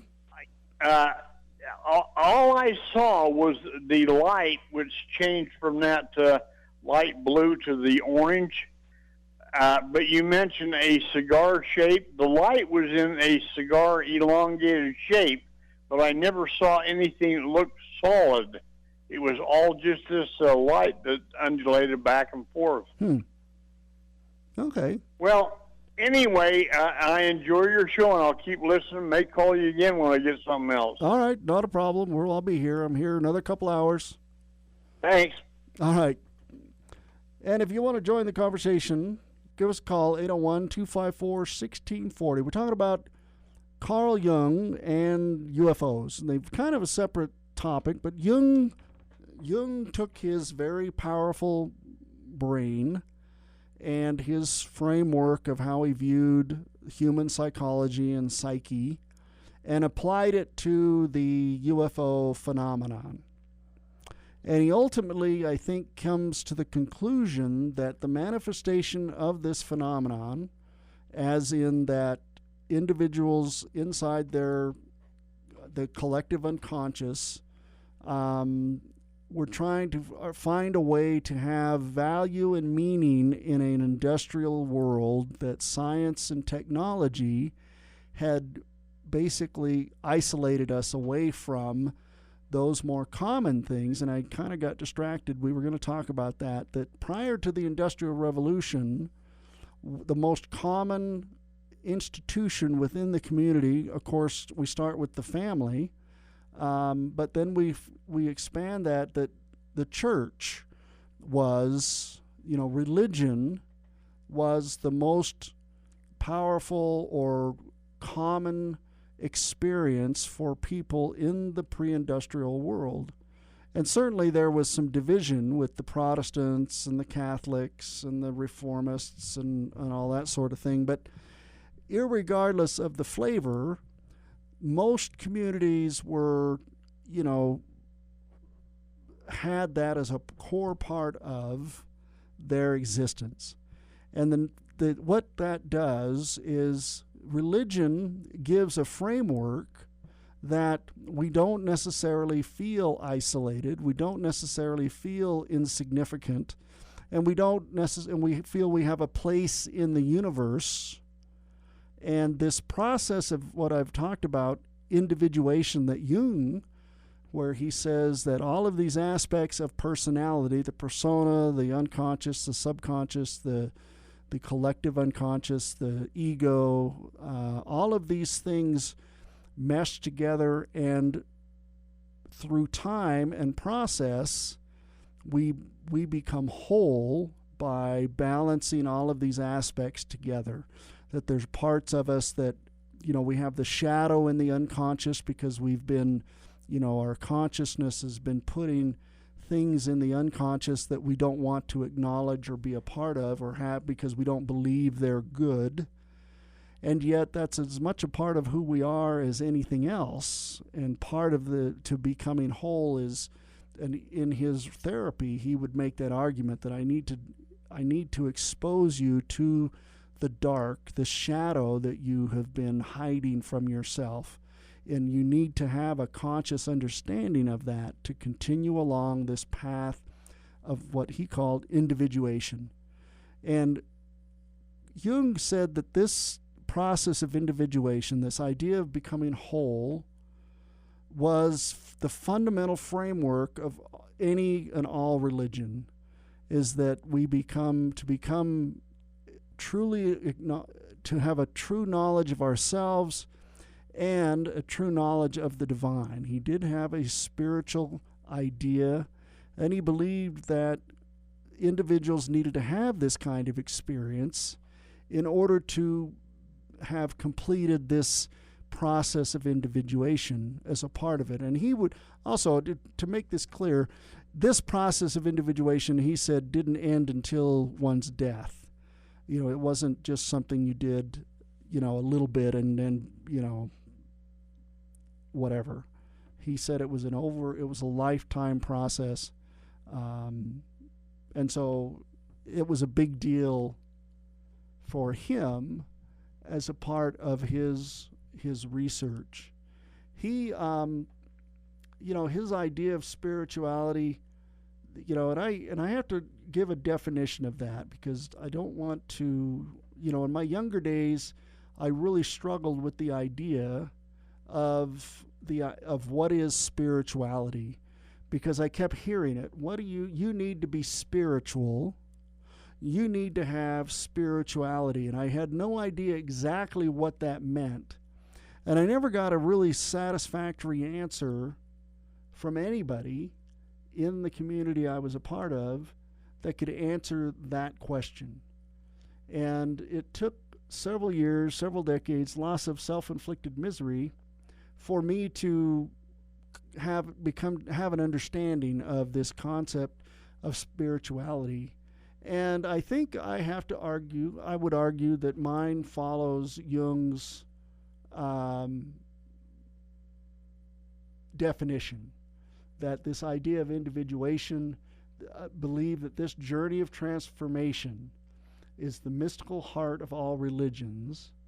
It is a journey to meet the self, and at the same time to meet the divine. And I talked about, you know, I've had commonly this idea of mysticism, where the individual goes through a process where they have an absolute knowledge of themselves and of the divine, and that is not a religious thing. Religion certainly can have that, an individual can have that happen within a religious context, but it happens at the level of the individual, not at the level of a group. And we're going to come back and talk some more about this. 801-254-1640, live talk here on the Dr. Grimmy Show. See you in just a minute.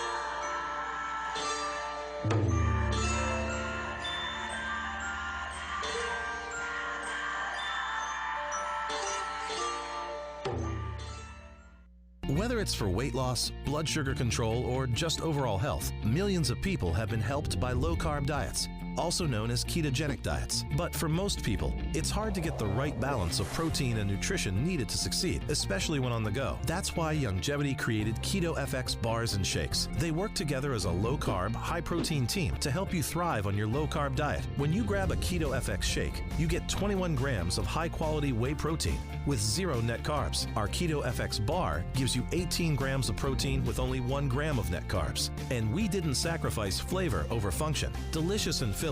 Every Keto FX serving also gives you metabolism-enhancing nutrients, plus the essential vitamins and minerals you need to succeed on your low-carb diet. And it's all built on a whole food blend that's crafted from dozens of fruits and vegetables.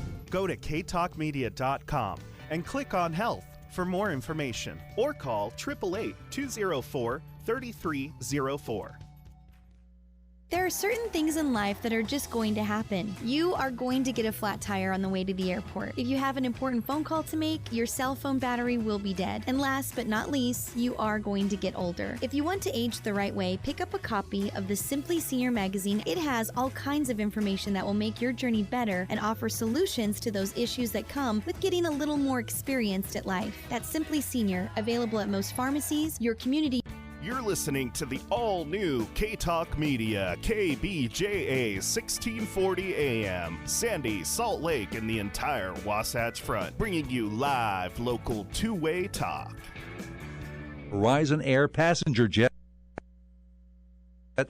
kept it in the air an hour, then killed himself by crashing it on a wooded island 25 miles from the airport. Correspondent Dan Simon says Russell was a ground support worker. What does that mean? We know that he loaded and unloaded luggage.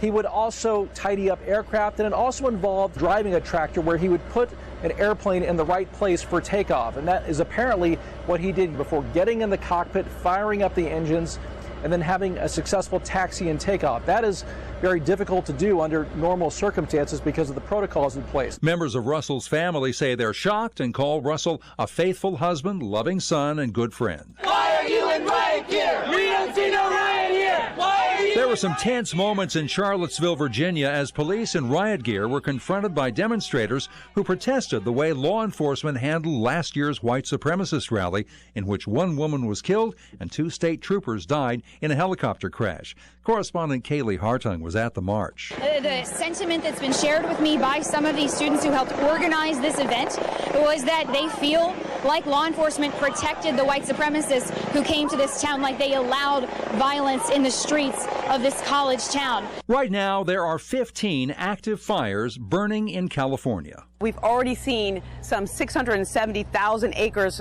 plus that have burned. That's equal to about the size of Rhode Island in landmass. Correspondent Stephanie Elam reports the Holy Fire in Southern California is about 30% contained. The largest fire, the Mendocino Complex Fire, is about 75% contained.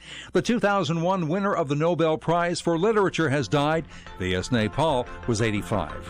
I'm Evan Haining. Do you owe back taxes to the IRS? You may qualify for the Fresh Start program. Civic Tax Relief can give you free information on how the program works. Their professionals have over 25 years of experience negotiating with the IRS. They know the proper steps to save you the most amount of money. They will negotiate your tax debt and protect you from bank levies or wage garnishments. Call for your free Fresh Start information now. 800-955-8408. That's 800-955-8408. 800-955-8408. If you are behind on your bills, then this message is for you. How would you like to have a large portion of your credit card debt or medical bills forgiven? National Credit Card Relief would like to give you free information on a proven debt forgiveness program. It's not bankruptcy, it's not consolidation. This special program actually wipes clean the portion of your debt that is forgiven. Call for your free forgiveness information now. 800-291-6670. That's 800-291-6670. Don't wait. Call 800-291-6670. Not available in North Dakota. The University of Maryland is looking into the death of a player. Maryland head coach DJ Durkin was placed on administrative leave on Saturday while the investigation into the death of 19-year-old Jordan McNair takes place. The offensive lineman died June 13th, 2 weeks after participating in a team workout. Maryland Athletic Director Damon Evans announced the move on social media. A few other members of the athletic staff had already been placed on leave. ESPN had recently published a report describing what it called a toxic culture at Maryland football. Maryland offensive coordinator Matt Canada will act as interim head coach. I'm Carrie Shoemaker.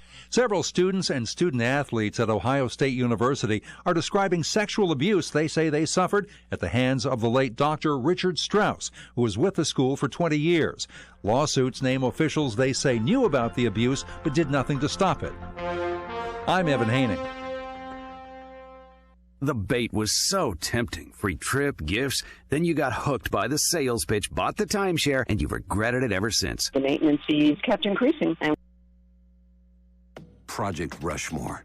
In the lore of Harley-Davidson, it's a tribute to the power of 4 young men who built this company. Proof that 112 years of innovation breeds a soul that roars. Because the Harley-Davidson Project Rushmore motorcycles are monumental power. With With high-output twin-cam 103 engines and touchscreen infotainment for navigation and communication, power is everywhere you look, hear, and feel. Take a Road Glide Special on a power trip at your Harley-Davidson dealer. There's absolutely nothing traditional about my small business. And when it comes to technology, I need someone who understands my unique needs. That's where my Dell Small Business Technology Advisor comes in. With one phone call, he sets me up with tailored products and services. And when my advisor is focused on my tech, I can focus on my small business. Get end-to-end solutions with the help of a Dell advisor, including PCs featuring Intel Core processors. Call an advisor today at 877-BUY-DELL.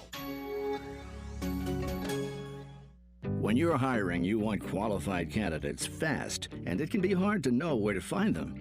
More than 3 million businesses use Indeed.com, the world's #1 job site. Whether you need entry-level or highly skilled employees, Indeed helps you find great talent and make the right hire. Indeed is offering new users a $50 credit to give their first job post premium visibility as a sponsored job. Redeem this offer at Indeed.com/promo. That's Indeed.com/promo. Terms, conditions, and quality standards apply. Howdy, folks. I'm Colonel Sanders. When I told folks my signature KFC pot pie was filled with delicious Kentucky Fried Chicken, veggies, and topped in a golden flaky crust and only cost $3.99, they said I was crazy. And maybe I was, because that was 1980, and $3.99 was a lot of money back then. But today, getting a meal that size for just $3.99 is a really great deal. So stop into a KFC and get yourself a pot pie. It's finger-licking good. At participating KFCs for a limited time. Prices may vary. Tax extra. This may vary. Tax extra. This may vary. Tax extra. This may vary. Tax extra. This may vary. Tax extra. This may vary. Tax extra. This may vary. Tax extra. This may vary. Tax extra. This may vary. Tax extra. This may vary. Tax extra. This may vary. Tax extra. This may vary. Tax extra. This may vary. Can I play with madness? Welcome to Dr. Grimmy's Old Time Medicine Show and Conversation Extravaganza. Step right up, ladies and gentlemen, and any others. If you have something that ails you, a problem, a challenge, a struggle, we have the cure. Are you bored, disdainful, thoughtful, maudlin, frustrated, or constipated? We have the cure that you have been waiting for. Myself, world-famous Dr. Grimmy, and my faithful and erstwhile assistant, Jake the Snake Garn, Cosmic Serpent, master of hidden wisdom, and owner of copious amounts of inner light. We will teach you, you will learn, and you will be happy.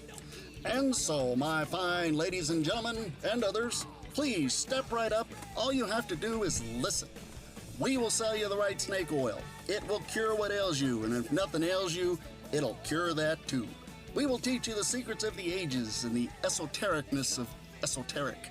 So enter with us now into the inner circle of sacred wisdom. Here you will find what you're looking for. Welcome back to the Dr. Grimmy Show. We're having a great show tonight. We're talking about UFOs, and we're applying the lens or template of Carl Jung to that. He wrote a book, Flying Saucers, A Modern Myth of Things Seen in the Sky, where he applies his way of looking at the psychology of a belief, and that's what he does with UFOs.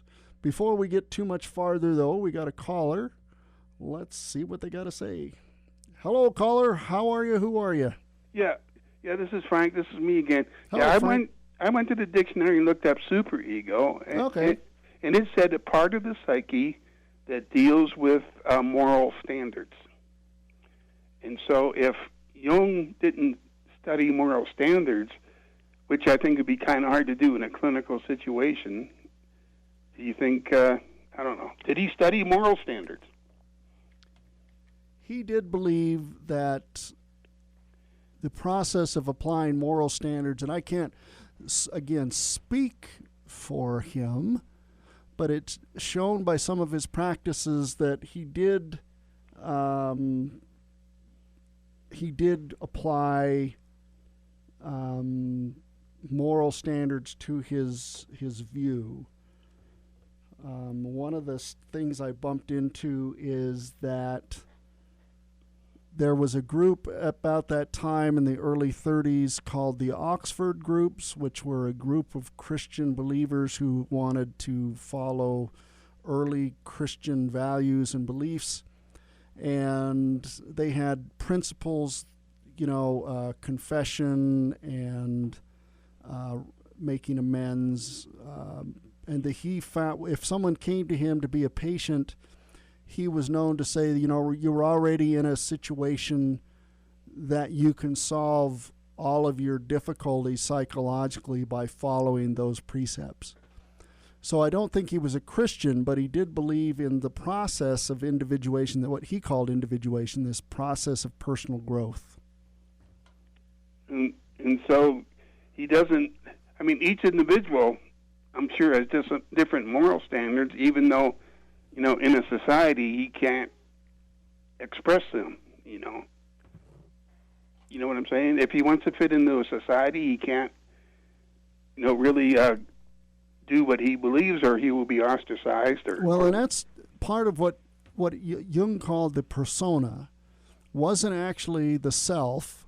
It was the presentation you make to what's outside of you to be accepted and to be a part of, whatever that looks like. So to be part of the pack, to be, I don't know. You would have a mask. The persona, the Greek term for persona is mask. It was what was the title of the mask that an actor would wear on the stage, was the persona. So he uses that to reflect that it's not the real person. It is what they're putting out to the world, the outside world. And one of the psychological challenges is when we become our persona. And so he follows Shakespeare, the world of stage and we are all actors type deal. Yeah, I think that would be that would be a true statement. And his UFOs, could they be a euphemism or an analogy to something he can't find? It's unidentified, and no matter what he does, he just can't get a good grasp of it. I'm not entirely sure.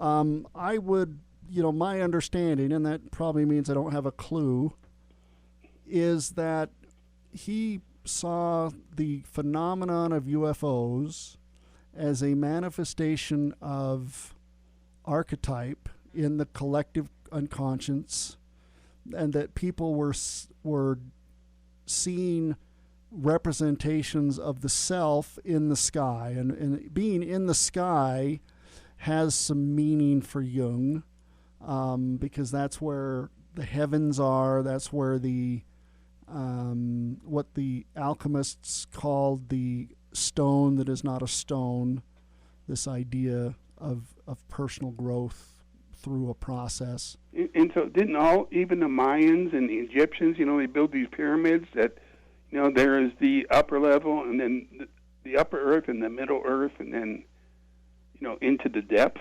and...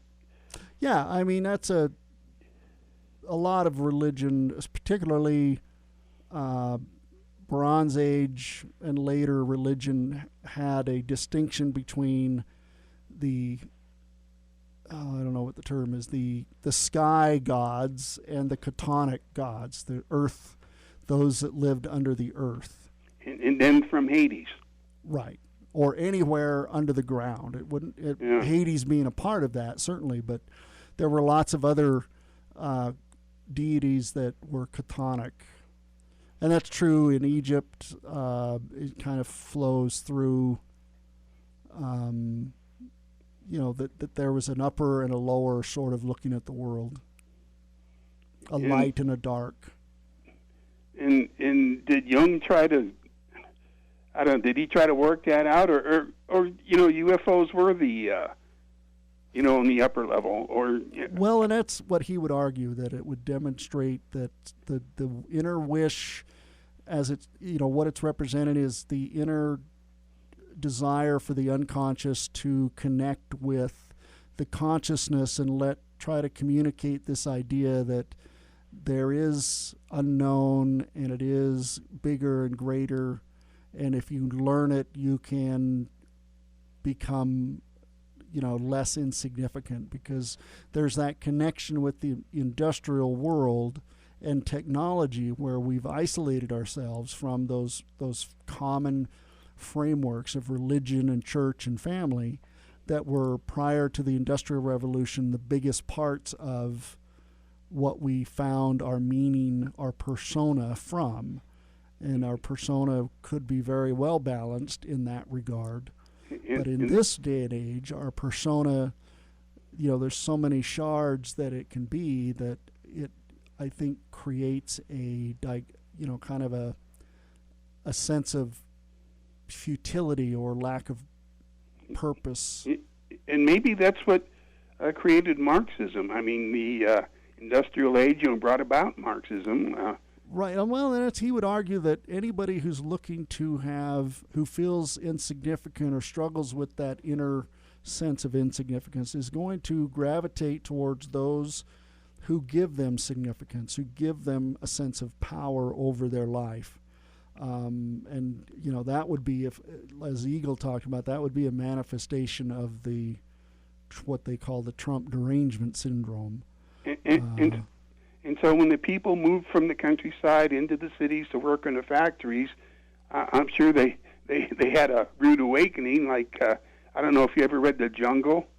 Right, yeah, exactly. And that's corrosive to, according to Jung, that would have created an imbalance that we would have been, he makes the statement, one of the writings, he said that being in a crowd makes us more alone. I don't know why, that the more people there are around us, the more alone we are. And because people are continually comparing themselves. Right. Yep, that ego, the idea of, satisfying those instincts. Yeah, and there's another thing I wanted to ask you, but completely slipped my mind. Do you think the more we learn about ourselves and in our place in the universe, the less significant we seem? Well, so ask yourself if an alien spacecraft landed and they got out and said, they plant their flag and they say, oh, by the way, you have to convert to Mothra.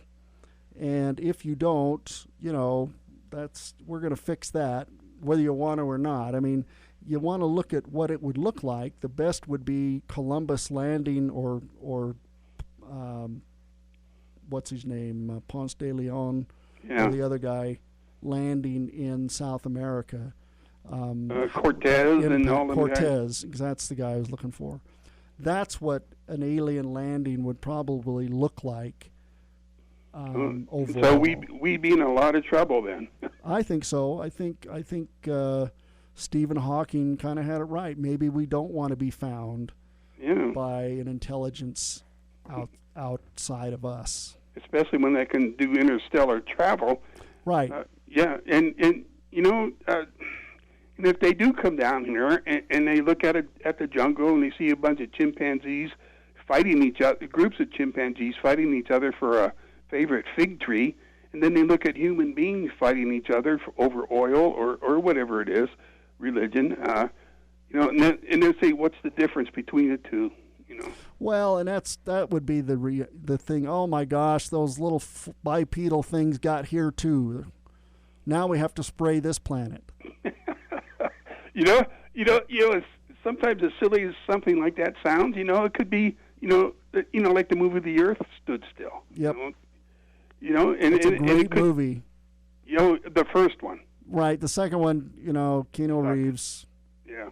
To me, it sucked. But yeah, Michael Rene, I think, started in the first one. Yep. Yeah, that was a good one, and we are so full of ourselves. It is unbelievable. It seems the hubris that we have, and Jung would talk about it. He said that's part of this ego imbalance. Yeah, it's more ego than super ego. I've heard the term super ego, but I haven't seen it in relation to Carl Jung. But again, I'm scratching the surface, just becoming familiar. I'm certainly not which is further than I have gone. An expert by any stretch of the imagination. So we better be careful for what we wish for. I think even Carl Sagan says, he is against, going to other planets. That's because you never know what could happen. Somebody may not appreciate us. We would probably be like, imagine if something that looked like an ICBM comes into the atmosphere, we might lose our minds and shoot it down. Yeah. Well, then they'd be like, hey, we were there, we were going to visit. Nice. Yeah. And I thought I brought up a question, I call in about, over the years, if we had from Alpha Centauri or for Andromeda or for wherever, we picked up a group of spaceships coming in, and they'll be here in 2 years. Yeah. It'll take that long, and they're on course. What do we do? Do we build up our defenses, or do we prepare a wild party? Yeah. I think there'd be a little bit of both. Yeah, and which one would they appreciate more? That's so. Well, it'd be like they just convert us to whatever faith they have and sell us blankets with some variation of smallpox. Oh heck, yeah. When the weather's hot. Hey, we're on a break, so. Okay, well, thanks a lot again. All right, thanks, Frank. Okay, bye. 1640 AM. Oh yeah, now that's refreshing. Hey Dave, let's tune into the Simply Senior radio show on K-Talk this Saturday. It's at 2 p.m. and it actually sounds really interesting, and maybe we can learn something. I love you, Barb, but I think I'll pass. Besides, it sounds more like geezer radio. I bet it's all about soft foods and spray-on hair. How old do you think I am? Okay, Dave, let me ask you in a different way. Do you want to listen to a radio show for people who are smarter, wiser, and have more life experiences than everyone else? Yes or no? On second thought, I'm in. If you want to join us for the Simply Senior radio show, tune into K-Talk at 1640 a.m. every Saturday from 2 to 3 p.m. See you there, slugger. The Simply Senior Radio Show is a radio program for those people who are a little bit smarter, a little bit wiser, and have a ton more experience than anyone else.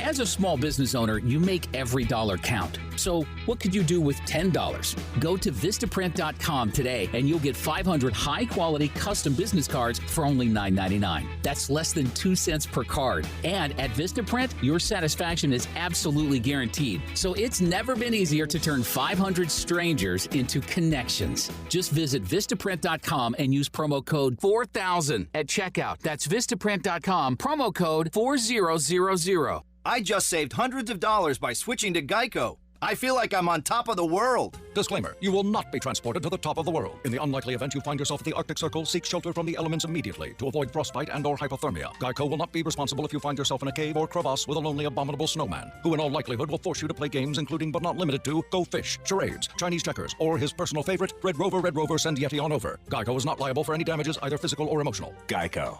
15 minutes could save you 15% or more.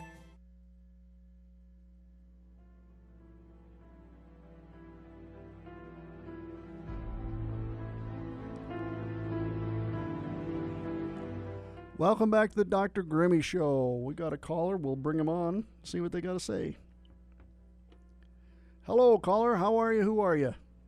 I'm good. Angeli Rebelli. That's who I am. Okay. I want to, you know that Jung was also fascinated by synchronicity.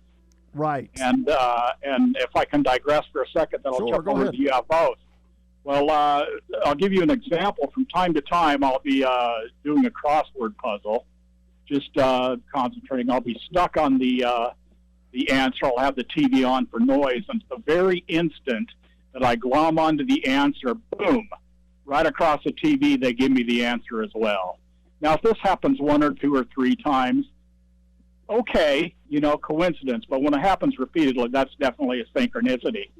So about a week or so ago, maybe 2 weeks, I can't remember, but I'm puttering around the house and I'm doing dishes. I got a certain radio station on. I go, this guy's got a pretty good show. He should get another hour.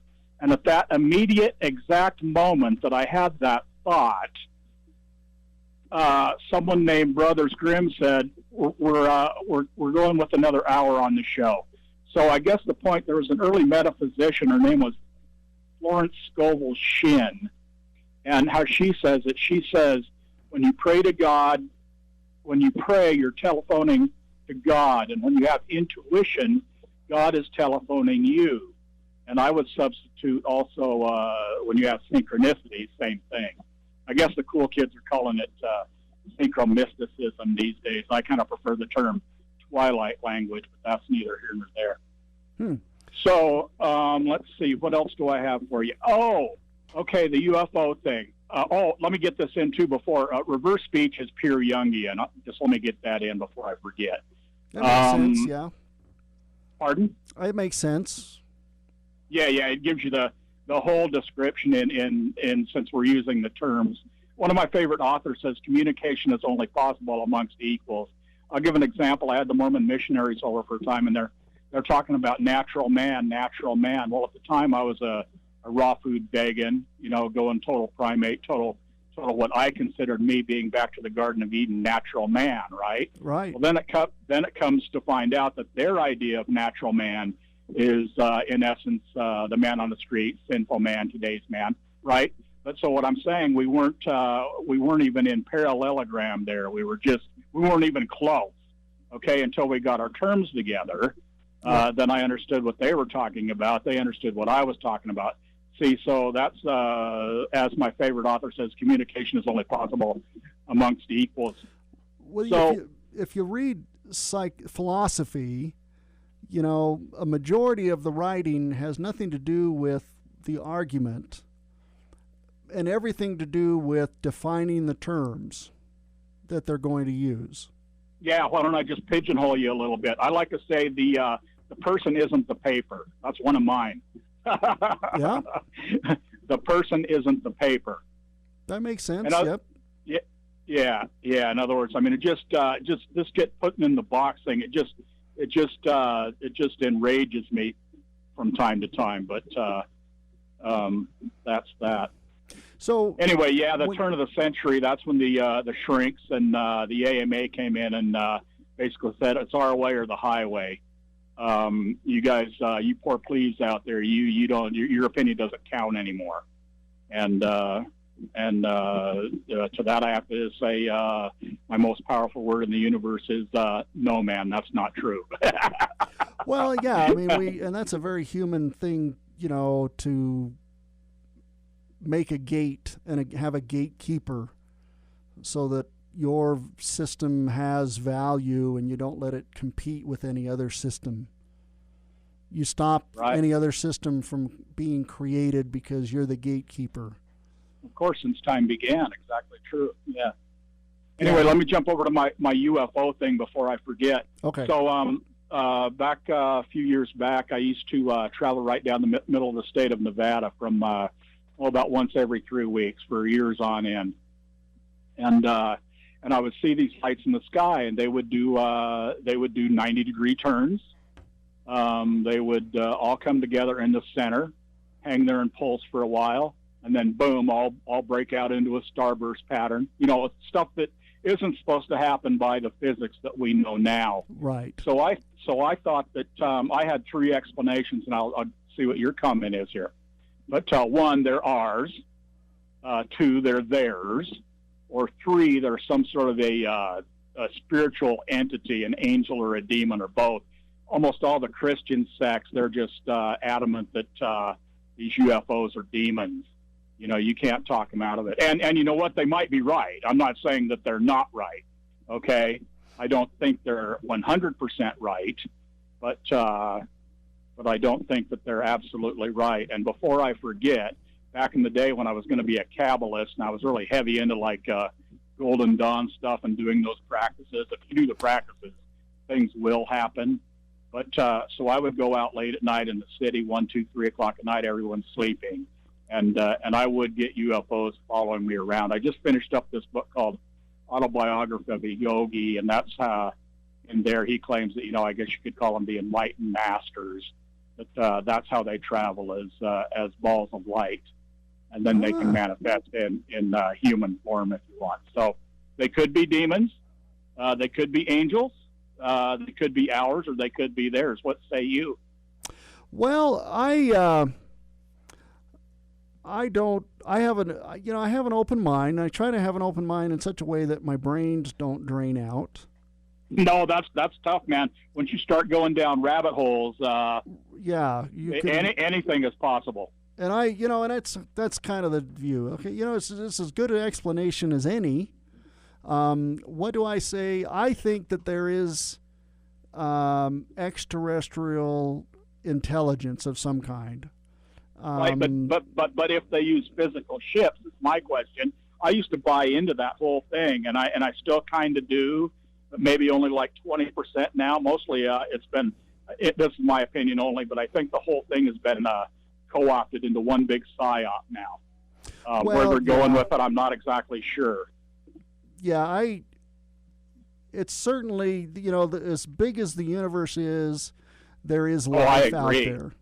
No doubt. And so now whether or not it's like us, like you were talking about communicating with equals, it may be something like dolphins and humans, I can dig that.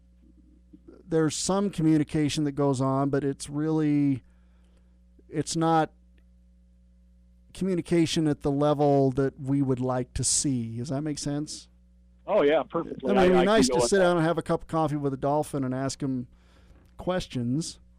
Well, actually, Bob Purcell back in the day, he said that actually the dolphins were land animals, and they said, nah, we're going into wider spaces. Whether that's true or not, I don't know. Hey, I'll say it this way: you know that primates, imps and chimps and gorillas and all that, that they can actually talk the English language, right? I've known that they've had... No, I'm being facetious, but if they let on they can, then here comes Big Brother and, puts them to work and makes them pay taxes and all that. Right. Yeah, there is something to be said about the Garden of Eden and not recognizing your nakedness. I'm not sure on that one. As a Gnostic, if you know where I consider myself a Gnostic, and we refuse to take any oaths. I guess that's a one oath in and of itself. But the Gnostic take on the Garden of Eden, right? The whole story. Right. Well, if you're the hardcore dualist Gnostic, yes. Lots of flavors of Gnosticism. Well, I'm just saying my take on Gnosticism, the way I read it, is when you read the story of Yahweh, just reverse it, and then you'll have it right. Okay, yeah. In other words, Yahweh only thought he was God, because if he was really God with a capital G, why is he acting? Why is he treating all his kids like the redheaded stepchildren? If he's really God, do you think you have to say, hey, I'm gonna beat you guys into submission until you do what I say?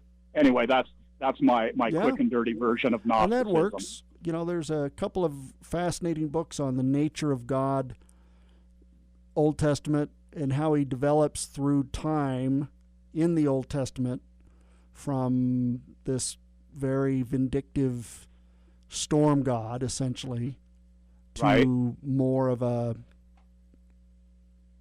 esoteric sort of sky father. Can you got a title right off the bat? I've been hanging out at the library a lot lately. For God? No, you said there's been a couple of books written. Oh, well, one is God, just God. Okay. And I think there's a the history of. Okay. And what was the other one? The other one escapes me, but it's similar. Hey, if you had to pick I'll tell you mine, but if you had to pick a quote, a religion, an organized religion or semi-organized, which one would you say is the closest? Oh, I just had a thought too, because I was deep into this stuff, man. I used to reverse speech every single guest on Coast to Coast. I could tell you who the frauds were, who the liars were, who were telling the truth, who thought they were telling the truth, et cetera, et cetera, et cetera. And I have the Book of Mormon now, and I'm reading it sporadically. But you know, the Joseph Smith affair, where he has the angel and all that, that resonates as just a modern day UFO abduction tale. You know, it's like it's nothing really. It's nothing novel, I would say. It's nothing really new. It's nothing really unique. It's the same. You hear these UFO people. It's the same exact thing. You know, the beam of light, they instructed me, et cetera, et cetera, et cetera. And here's something you may not know, but at the same time that Joseph Smith was having all his visions and all this, I believe it was his cousin or his second cousin, he was having the same exact vision, except in his, the goddess came down and instructed him to do such and such and such. Well, his religion didn't take off quite as much as Joseph's did, but there's another connection that a lot of saints probably don't know about. That is interesting. I have not heard of that. That would be an interesting read to see what kind of writings he has on that. The second cousin. Yeah, I'm just that'll be tough to hunt out. I've read so many books, and very few of them stay in my library. But I don't even know where I got that. But anyway, yeah, that's pretty good. All right, I don't know. I babbled a lot, man. You got anything for me before I let you go? Well, what would be a religious saying? Oh, yeah, that was my question, right? Yeah. I would think that, I've mentioned that I'm kind of Taoist by nature, and the first thing I like that. Is that which can be named is not the eternal name. Exactly. And that just makes sense to me, because at this point in my life, I just simply don't need to know what size shoes God has on. Well, in my experience, I think, at least for me, I'm only catching the reflection. So, but at least that will tell me that there's a path and a pattern. There's something there. Right. I mean, even the atheists, if you start getting them talking about math and et cetera, they will almost have to admit that there's a being that we call God. Right. And the reality is, we really are never going to fully understand, and anyone who describes God does so through the filter of their own understanding. Right. Exactly true. Did you ever? At one point, you said At one point, you said that you were going to tell us about your cosmic consciousness experience. My cosmic what now? Your cosmic consciousness experience, where you became one with light. Maybe I did.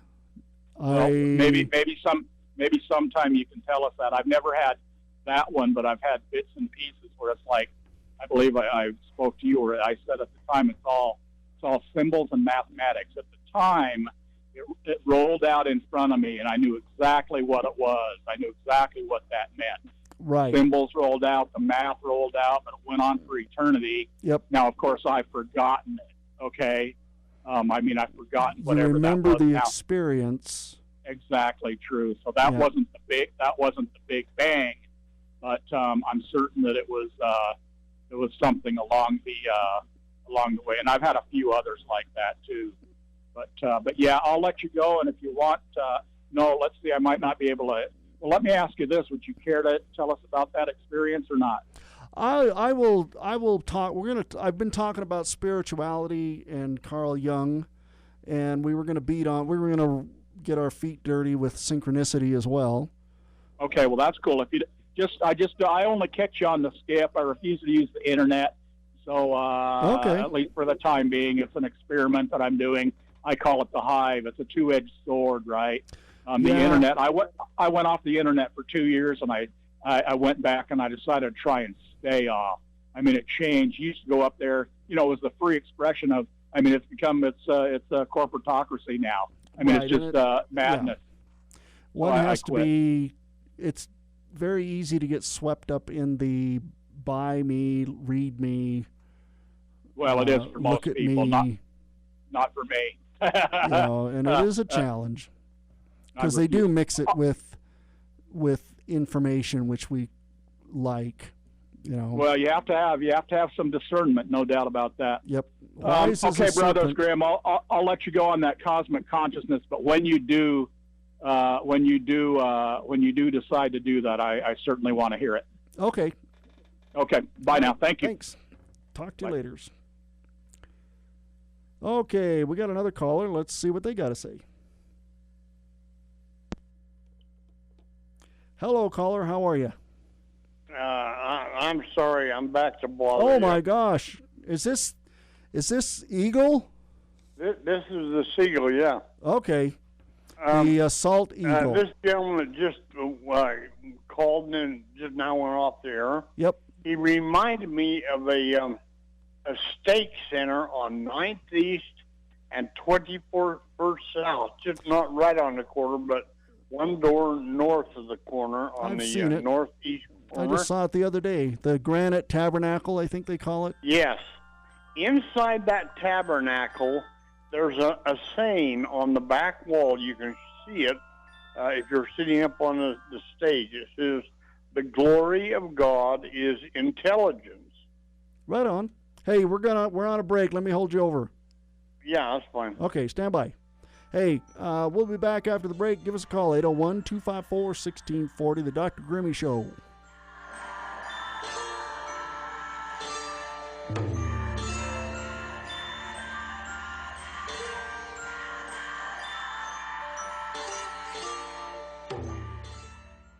The sun's finally out, so get out there and enjoy. And don't forget to bring along the refreshing sound of K-Talk Media, 1640 AM. The essence of sales is transferring enthusiasm to the customer. K-Talk Media is looking for people who have an unabashed enthusiasm for live local radio and who would love to share the message of our station with businesses who would like to tap into our large, loyal audience. Do you want a fun, energetic, and rewarding position with a company that makes a difference? Then join our team and feel the love. Full, part-time, or anytime positions available with great compensation. Call us today, 801-253-4883, 801-253-4883, or go to ktalkmedia.com and shoot us a message. I don't mean to brag, kid, but I'm a pretty healthy guy. Running a growing business means I'm always running. Not many can keep up with me. But you know who can? Grainger. When it comes to getting me the answers I need right when I need them, Grainger moves just as fast as I do.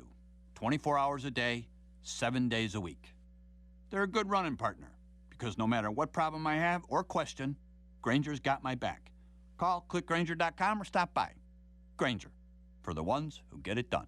If you're a small business, first impressions can make all the difference. With Grasshopper, you get all the features of a professional business phone system on your mobile phone. Choose a business phone number, make calls, and send texts. Stay connected and work from anywhere with features like Wi-Fi calling and our desktop app. Set up your account in minutes with no long-term contracts and 24/7 customer support. Make your small business big. Now get $20 off your first month when you visit grasshopper.com/radio. That's grasshopper.com/radio. There are certain things in life that are just going to happen. You are going to get a flat tire on the way to the airport. If you have an important phone call to make, your cell phone battery will be dead. And last but not least, you are going to get older. If you want to age the right way, pick up a copy of the Simply Senior magazine. It has all kinds of information that will make your journey better and offer solutions to those issues that come with getting a little more experienced at life. That's Simply Senior, available at most pharmacies, your community senior center, or online at simplyseniorsnews.com.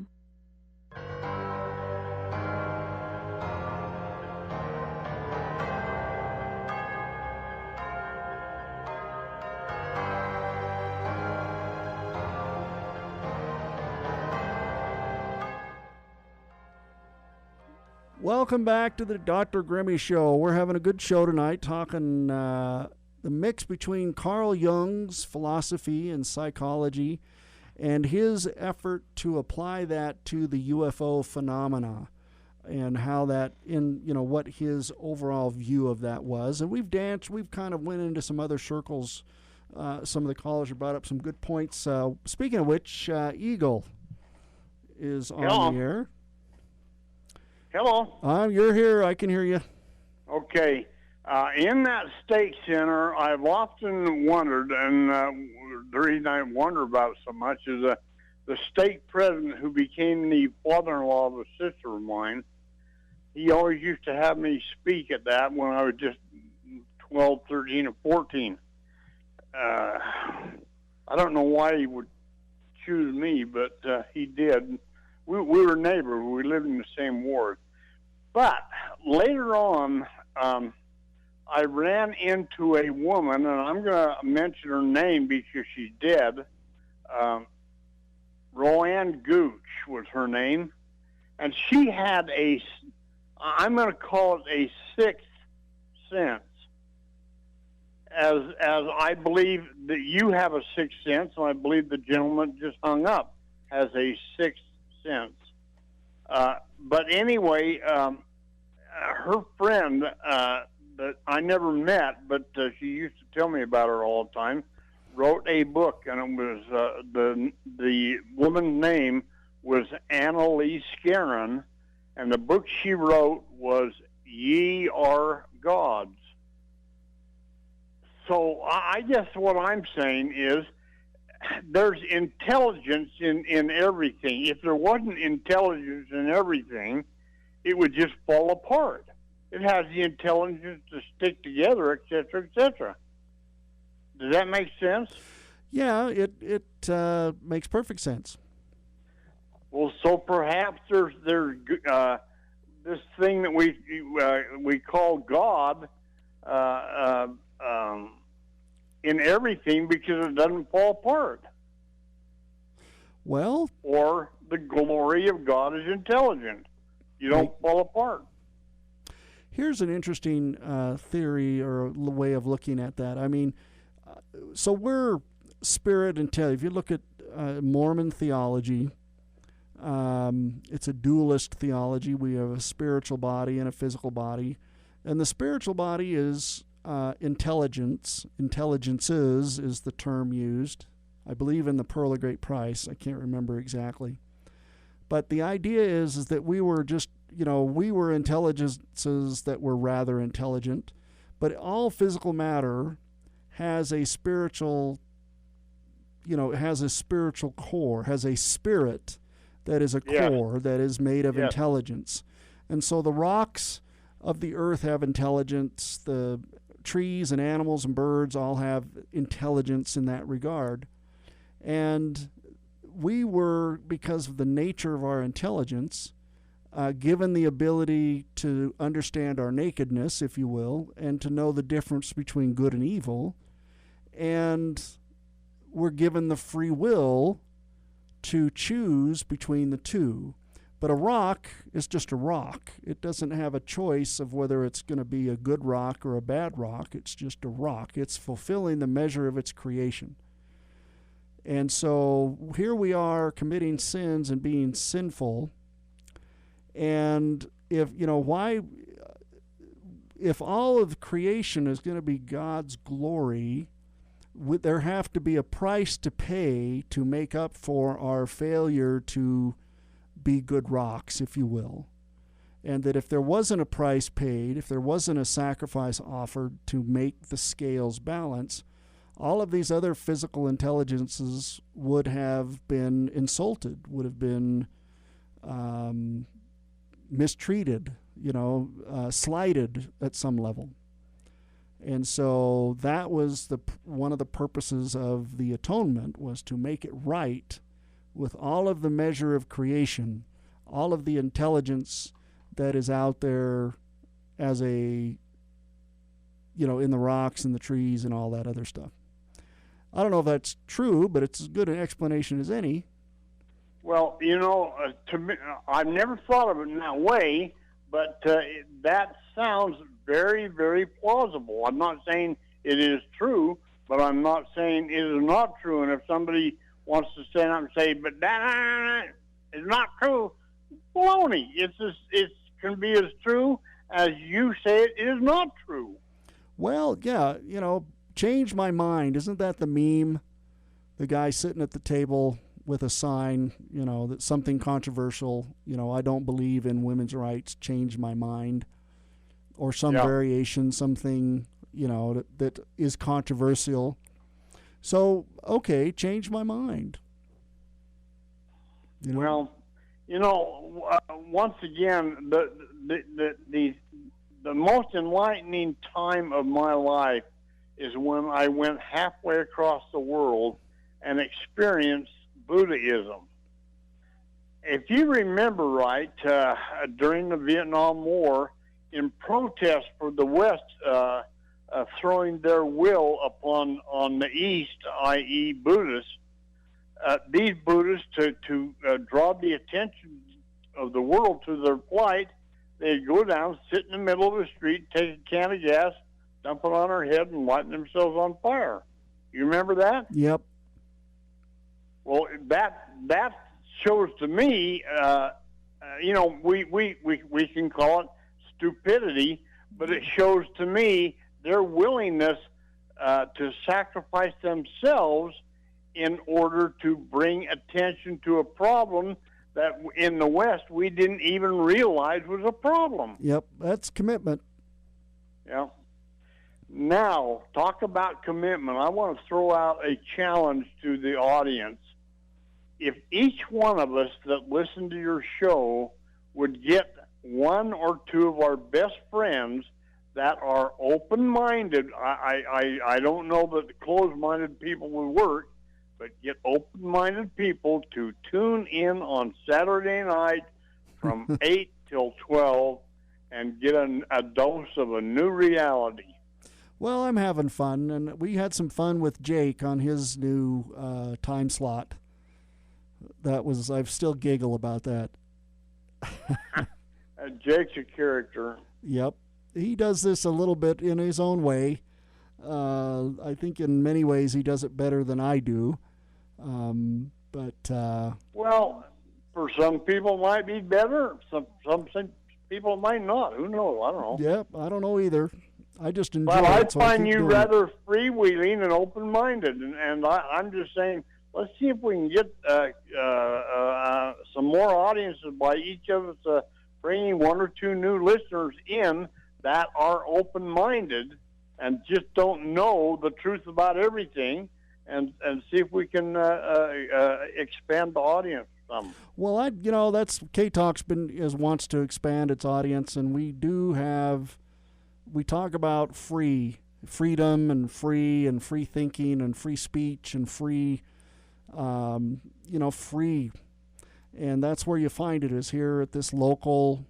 We're not owned by a corporation. We're a local station that they graciously let me yap.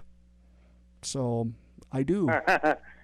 Well, listen, I appreciate you taking the time to prepare so that you don't just gas out into the universe and disevolve. Well, yeah, it's, I don't know about you, but if you sat and looked at the mirror and talked for 4 hours, you'd probably run out of things to say. If I did that for 4 minutes, I'd run out of things to say. It is a challenge. Sometimes I have to stretch. I'm like, okay, what am I going to talk about now? Somebody needs to call. But yeah, I like the feedback, because I'm not, like I said, I'm not right by any stretch of the imagination, and I sometimes I did a show on, what was it? Artificial intelligence. Kind of my end of the world series. And a guy called and he just said, "You are up in the night. You don't know what you're talking about. You're, just blasted me off the air about how I was misleading everybody and yada, yada." And I felt kind of bad, but then I realized, well, I'm just University of Google. I'm giving you what's out there. I don't, this is what I got. And I can't be right all the time. Well, let me just draw the audience one more time back to the idea of there's intelligence in everything, and if there wasn't, things would just disevolve and we would have nothing. Well, that gives, with a rock or having, a pile of rocks being a mountain, how else do you make a mountain move but by giving it being able to understand an authoritative command? Does that make sense? And moving on their own volition, maybe. Yeah. Well, okay, I'll be listening. If anything else comes up, I'll give you a buzz. All right, thanks, Eagle. I always appreciate it. It's One always more good. time, everybody get one or two of their friends to tune in at 8 o'clock on Saturday night. Let's get this thing rocking and rolling. Well, thank you. I hope so. All right. Good night. Good night, Eagle. So, yeah, that was a kind of another going off into the moving. You know, that's the fun part about the conversation is we can start at the core and we end up just talking about some neat stuff. Speaking of neat stuff, one of the callers talked about the idea of synchronicity. And I haven't talked about that, and that's a core issue in Jungian thought, really, because he, as I've said before, fundamentally believed that human growth was through what he called the process of individuation, where all of these individual parts of the human psyche, of the psyche, were balanced and together. And in doing so, an individual could know themselves. And as part of that, he talks about synchronicity, and his definition is an acausal principle as a basis for the apparently random simultaneous occurrence of phenomena. And I would maybe take that a step further and say that a causal principle is the basis for the apparently random simultaneous occurrence of phenomena that then has meaning, that the synchronization of the event has more meaning than just as a coincidence, just two pool balls banging together. It has an inherent value to whomever is experiencing that synchronicity. And Jung argued that religion and was a process through which one could go through the process of individuation that was already pre-built, and it's our natural state to go through the process of individuation, and that religion already had the framework with which that could accomplish, with which that you could accomplish individuation or becoming whole. And the process of knowing that you were kind of on the right path is this idea of synchronicity, that you see the coincidences that by themselves are just coincidence, but because they occur in the way that they occur, they have meaning, that they are connected by a meaning, that just as events may be connected by causality, they also connected by meaning. And events connected by meaning need not have an explanation in terms of why or causality, does not generally contradict the axiom of causality, that things need, the whole Platonic first mover stuff. So, yeah, that's a part of spirituality. And we're coming up top of the last hour, and we'll get some news, and then we'll come back and we'll finish up. If you want to join the conversation, 801-254-1640.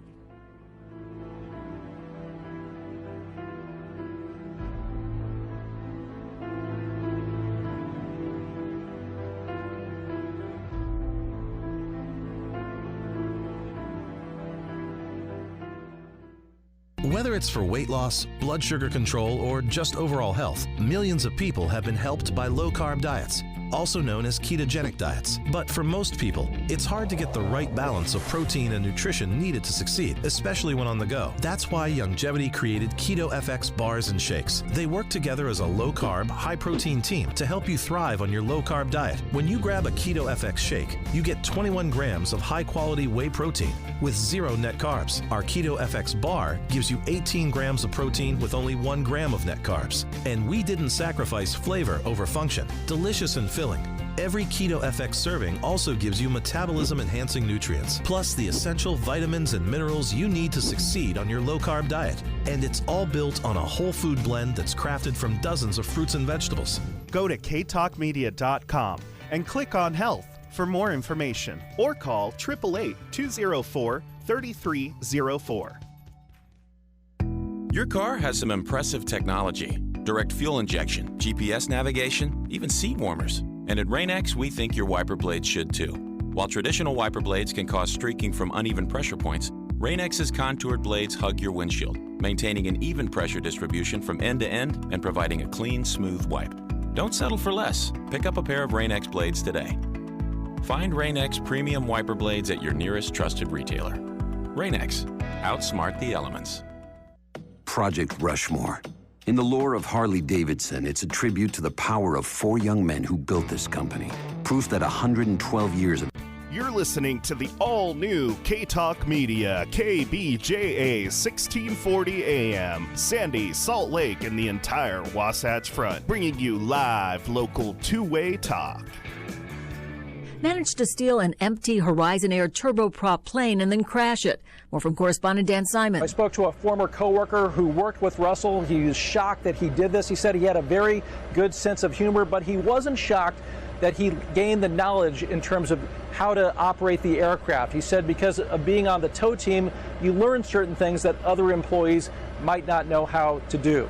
White nationalists plan to rally in front of the White House on Sunday, marking a year since last year's violent rally in Charlottesville, Virginia. President Trump took to Twitter denouncing all types of racism without specifically condemning the white supremacists.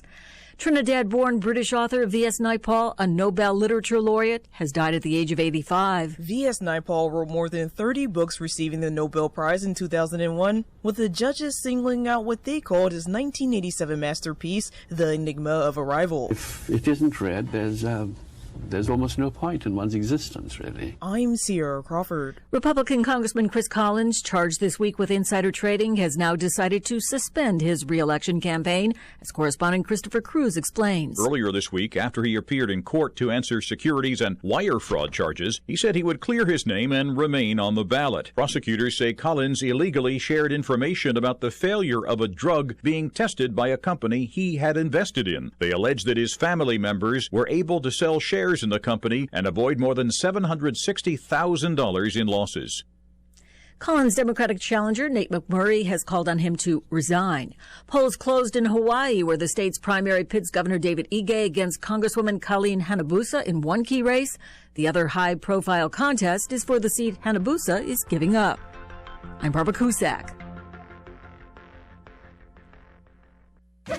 Hey there, I'm a glue stick, so I have one job. I glue kid stuff. So sorry for being jealous of Geico, who does a ton more, like give you 24/7 access to thousands of licensed agents. And Geico has been around for over 75 years and has a 97% customer satisfaction rating. While I've just got mediocre adhesive skills, Geico also has an award-winning mobile app. Uh-oh, arts and crafts time. No eating the glue stick, Miss Lydia! Geico. Expect great savings and a whole lot more. And they delivered on that. It just felt wonderful. Be the one that got away. Call now for a free consultation. 888-308-5955. 888-308-5955 or resortrelease.com. We're very satisfied with the results that Resort Release achieved. Thank you very, very much. They catch. We release. Resort Release. 888-308-5955. 888-308-5955 or resortrelease.com. Call now. Tech-savvy kids going cold turkey at summer camp. America's summer camps have gone device-free in a big way. Most sleepaway camps moved to ban personal electronics years ago, driven by the idea that campers should soak up the scenery, sports, crafts, and camaraderie their parents are shelling out hundreds of dollars for. About 90% of the nation's 8,400 sleepaway camps ban smartphones, tablets, and other devices or allow very limited use in cabins. Camps don't want to be responsible for pricey technology from home that gets lost or damaged on their property. I'm Marlis Majerus. Greek teen Stefanos Tsitsipas became the youngest player to beat 4 straight top 10 players in an event since the ATP World Tour was established in 1990. He outlasted Kevin Anderson to reach the Rogers Cup final. On his 20th birthday Sunday, he faces top-ranked Rafael Nadal in a bid for his first tour title. I'm Barbara Cusack. Hey there, I'm a glue stick, so I have one job. I glue kid stuff. So sorry for being jealous of Geico, who does a ton more, like give you 24/7. I just saved hundreds of dollars by switching to Geico. I feel like I'm on top of the world. Disclaimer, you will not be transported to the top of the world. In the unlikely event you find yourself at the Arctic Circle, seek shelter from the elements immediately to avoid frostbite and or hypothermia. Geico will not be responsible if you find yourself in a cave or crevasse with a lonely, abominable snowman, who in all likelihood will force you to play games including but not limited to Go Fish, charades, Chinese checkers, or his personal favorite, Red Rover, send Yeti on over. Geico is not liable for any damages, either physical or emotional. Geico. 15 minutes could save you 15% or more. My name is Dr. Jonathan Greenberg. Stop what you are doing because what I'm about to say will improve the quality of your life. ZYPPAH.com.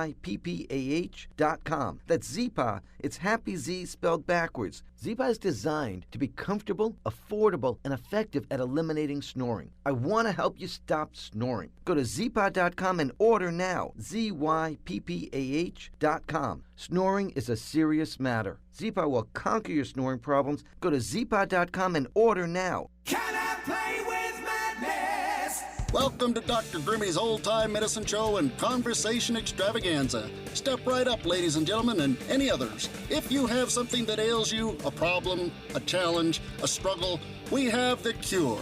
Are you bored, disdainful, thoughtful, maudlin, frustrated, or constipated? We have the cure that you have been waiting for. Myself, world-famous Dr. Grimmy, and my faithful and erstwhile assistant, Jake the Snake Garn, Cosmic Serpent, master of hidden wisdom, and owner of copious amounts of inner light. We will teach you, you will learn, and you will be happy. And so, my fine ladies and gentlemen, and others, please step right up. All you have to do is listen. We will sell you the right snake oil. It will cure what ails you, and if nothing ails you, it'll cure that too. We will teach you the secrets of the ages and the esotericness of esoteric. So enter with us now into the inner circle of sacred wisdom. Here you will find what you're looking for. Welcome back to the Dr. Grimmy Show. Top of the last hour, we've been talking about UFOs and Carl Jung and his view of that phenomenon through the lens of his framework of his psychology. And we bumped into some other stuff about, the glory of God as intelligence and Jung being a secret agent for the OSS.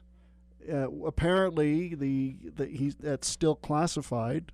He did a bunch of psychological analyses of Adolf Hitler and probably others. And we bumped into this idea of synchronicity, this causality of events happening together that in and of themselves don't have meaning, but together they do. I want to read an example that Jung gives in his book, Synchronicity.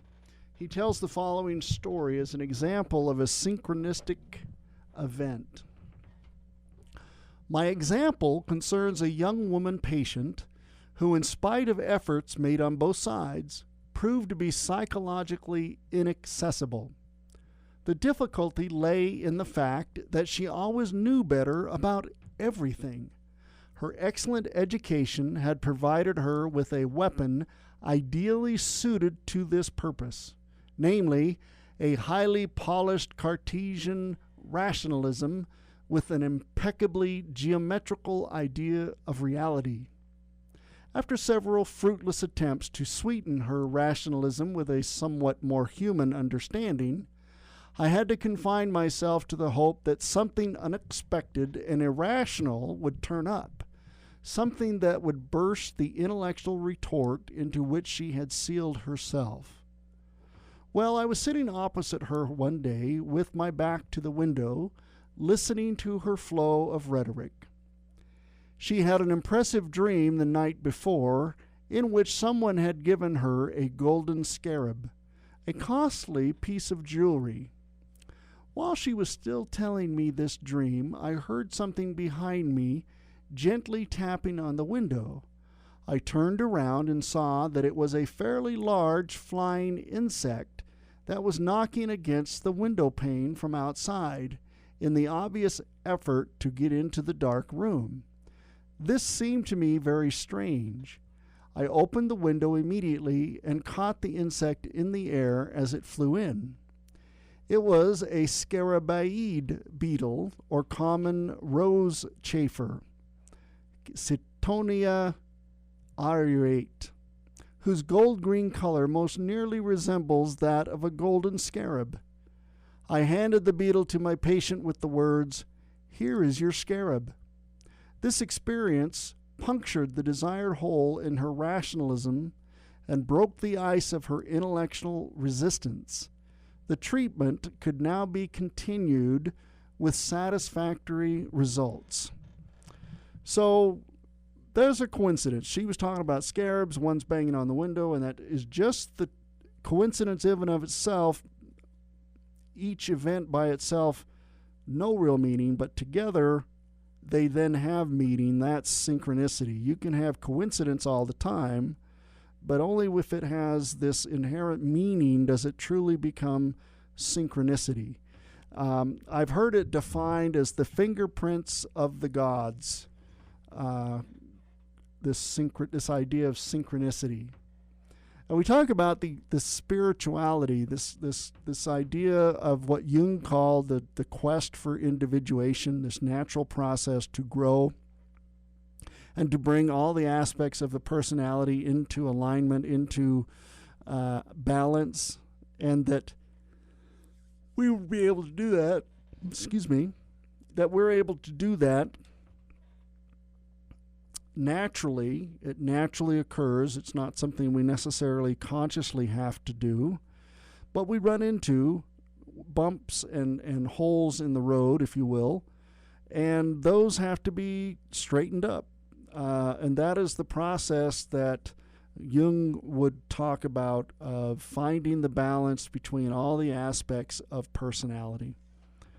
And in doing so, Jung believed that was what religion had already had. Religion was already organized, already set up with, the ability to allow for and to encourage this growth to wholeness, or this path to individuation that Jung worked on in his that he came up with in his work. And in many of his patients, he tried to recreate those kinds of experiences where a person's thinking would change. What they held to have value would no longer have value, and they would accept a new set of pieces of information as having value that would change their behavior. And in a way, perhaps this could be argued of what a spiritual experience would be, more than just synchronicity, more than just a coincidence together that has meaning, but something bigger, an event of some kind, perhaps seeing a bright light and feeling a wind blow through you, seeing an angel give you advice about how to handle certain things, seeing Mary give you 3 secrets that you carry with you to assist the world. All of these being experiences that change the lives of the individuals that have had them. And that is really fundamentally the process of individuation, this idea that we grow by finding the balance, finding those parts of ourselves that are hidden, the dark shadow parts of ourselves, and we bring ourselves to an awareness of those parts, and we can accept ourselves as we are, and we can let go of the behavior that is dark, And we can become whole over time. He made the point that this process does not just happen at any individual single period of time.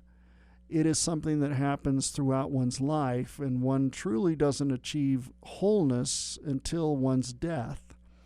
And he had some interesting views about the nature of death. He wrote a whole book on it. I'm not going to go, I haven't read it, and I know very little about it, so it wasn't what I wanted to talk about. But it does sound like a fascinating book to read on Jung, who came up with this framework for understanding the nature of human thought and human emotion in context of the physical realm of one's brain and one's community. And that religion already had the process and framework with which in such one could have this process of individuation, as Jung called it. I would call it perhaps a mystical experience, because I believe that spiritual truth is not scientific truth. It is truth that is something that is inside the individual. It is not an individual claiming that something exists that doesn't, or says that as we've heard, politically we've heard of alternative facts. You don't get to pick and choose facts. They exist and they are measurable. I heard an interesting discussion about that, where the person made the argument that, if the Big Bang, it's hard to believe that everything in the universe was in this small space. And the person stated to him, well, you just believe that. You don't know that. You don't know that. You're just going by what somebody taught you. And the person said, listen, I'm making a scientific argument. And the reality is, if we took all of the religious texts, all of the emotional texts, and we got rid of them, 1,000 years from now, they would never come back as they were, because they would all be filtered through that individual experience that the people who were writing them were having. But 1,000 years later, whatever the text that had the facts would be the same, because the facts, the numbers, whatever it was, the facts would not change. They'd be the same facts, the same truths that were testable and measurable 1,000 years before at that time. So that is kind of why I argue that religious truth, spiritual truth, is truth that occurs at the level of the individual. Because 1,000 years from now, that truth for me will be the same, just like the facts, if we collected them again 1,000 years later, would all be the same. But if I tried to share that with somebody else, the interpretation that they would have of my truth would be different. It would not have the merit of fact in the sense of science. Just, I can only make those claims for myself.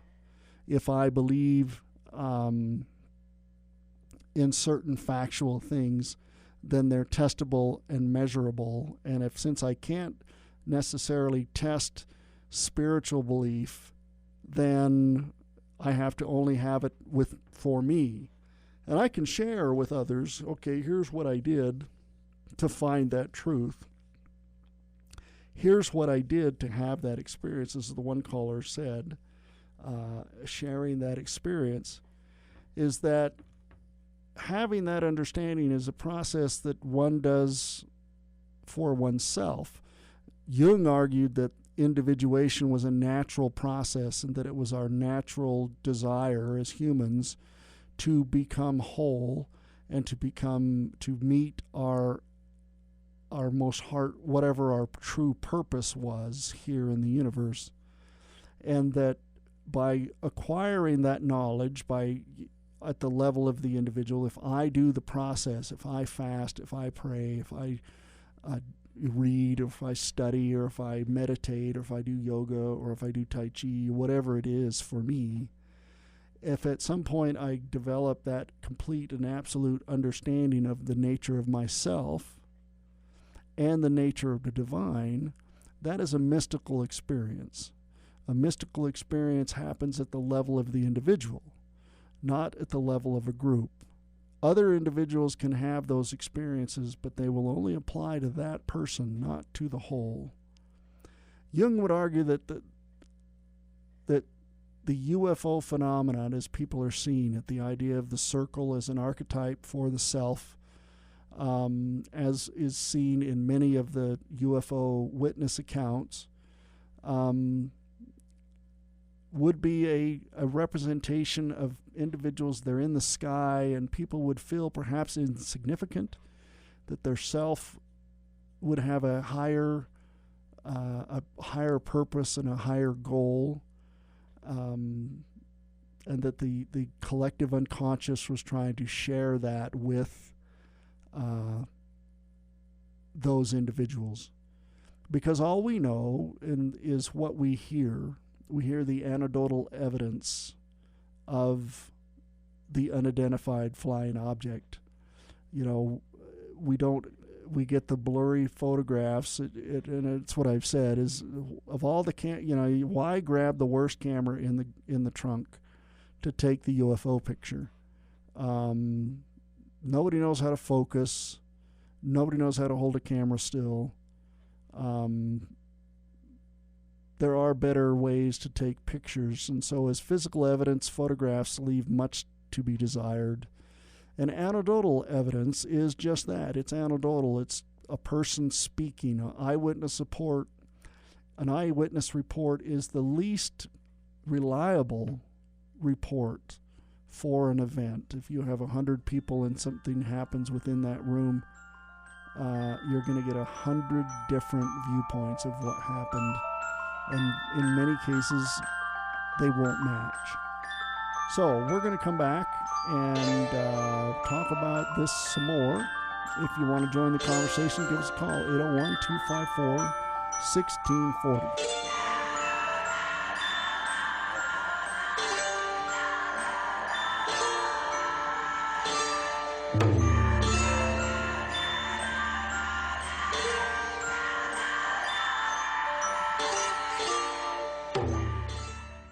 When the weather's hot outside, cool off with a splash of K-Talk Media, 1640 AM. Oh yeah, now that's refreshing. Hi, this is Alan Blood with Capital Financial Group. With home values increasing and low rates still available, now is the perfect time to refinance your home. Capital Financial Group, we have loan programs to fit your refinance needs, whether you want to pull cash out from your home, decrease your interest rate and monthly payment, or just reduce your loan to a 15-year payoff. We have programs that will help you refinance even if your income or credit is less than it used to be, or if you're underwater on your mortgage. Instead of getting lost in the shuffle of a big bank or paying high fees at a credit union, call us and we'll help you refinance with the best rates and lowest closing costs for you. You may even qualify for one of our no closing cost loans. Call me today, Alan Blood, at 801-298-5887 to start saving money on your mortgage now. 801-298-5887, NMLS number 3146. The essence of sales is transferring enthusiasm to the customer. K-Talk Media is looking for people who have an unabashed enthusiasm for live local radio and who would love to share the message of our station with businesses who would like to tap into our large, loyal audience. Do you want a fun, energetic, and rewarding position with a company that makes a difference? Then join our team and feel the love. Full, part-time, or anytime positions available with great compensation. Call us today, 801-253-4883, 801-253-4883, or go to ktalkmedia.com and shoot us a message.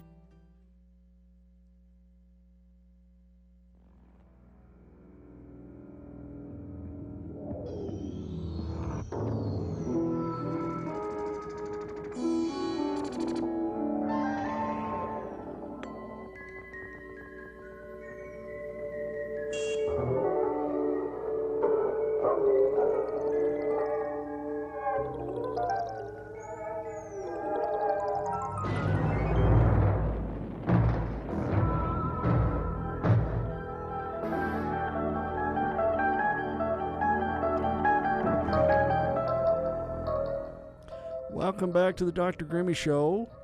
I've got about another half hour. We're talking Carl Jung and the UFO phenomenon. I've kind of beat it to death, being as we've been at it for 3.5 hours. But if you have questions, give us a call, 801-254-1640. I kind of wanted to wrap it all together a little bit, if I can. There's some interesting aspects of Jung's ideas that involve the concepts of religion, spirituality, and its manifestation in what Jung called synchronicity. Not everyone agrees with that idea that a coincidence is a coincidence is a coincidence, and it you can plot coincidences based on random number theory. But he took it a step further and argued that it wasn't just the fact that coincidences occurred, it was that in doing so they would have meaning for the participants. Now, some people call that apophenia, which is the human nature that our eyeballs and our brain find patterns out of random images where patterns don't necessarily exist. And a part of that is it's very useful to have the ability to recognize patterns if something is hunting you and you figure out what the pattern is when it's camouflaged in the woods. You can then see it and avoid it as a threat. But that ability to develop an understanding of recognizing patterns, particularly in randomness, is such that we tend to see things that may not be there, that our brain is simply creating a pattern that doesn't exist only in the sense that it is created by our brain trying to plug this random, particularly random data in a meaningful way. And I don't know if anybody has done this recently. We usually don't have screens that show static. It's either the blue screen of death or it's just black. But in the old days, us old people used to watch television, and on occasion, if the weather was bad or somebody had, taken the tinfoil off the antenna, you would see static on the screen, or you could actually turn the channel to a channel that didn't exist and see nothing but static, the electrons hitting the screen from the electron gun, and probably not entirely random, but people would watch those and try to develop and see. After a time, you'd start to see patterns. Were they real patterns, or is it just this apophenia, as it's called? Was it just the human brain putting together patterns out of randomness? It seems to only occur in a random setting, but we see the face of Jesus on pieces of toast and on trees. We see we see clouds that look like people. Or animals. These are representations of this process of developing patterns out of randomness, and I think clouds are a relatively random event. And why does that impact us on a spiritual sense? Is our beliefs based on this finding a pattern out of randomness that is only there because we perceive it to be there? In many cases, someone will say, well, don't you see it? Look, it looks like a cat. And when you say cat, they're like, oh, okay, now I see it, because now they can make the connection. So, I don't know. I guess it's an example of the humanness of how we find truth and what truth truly is. Now, if I'm looking at a random pattern of electrons hitting a screen, I may see patterns, but somebody else may not see patterns. And so, does that make those patterns true for me and not for somebody else? What is, when we talk about what truth is and our quest for truth, and our quest for growth, as Jung talked about, this idea of becoming whole, how do we determine, or can we, are we even able to determine the nature of what is true versus what isn't, because we see patterns in a random setting? We got a caller. Let's see what they got to say.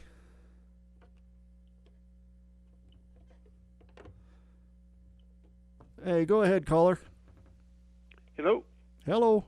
Yeah, it's me again. Yeah, you were just talking about randomness. Did you remember those posters from, I don't know, in the 70s? Or they just, when you first look at it, it's just, you don't see anything there, all these lines and scribbles and things. But if you stare at it for a while, then the pattern appears. Right. Yep. You remember those things? Yeah. Yep. Okay. So, and then you were talking about purpose and goal and things like that.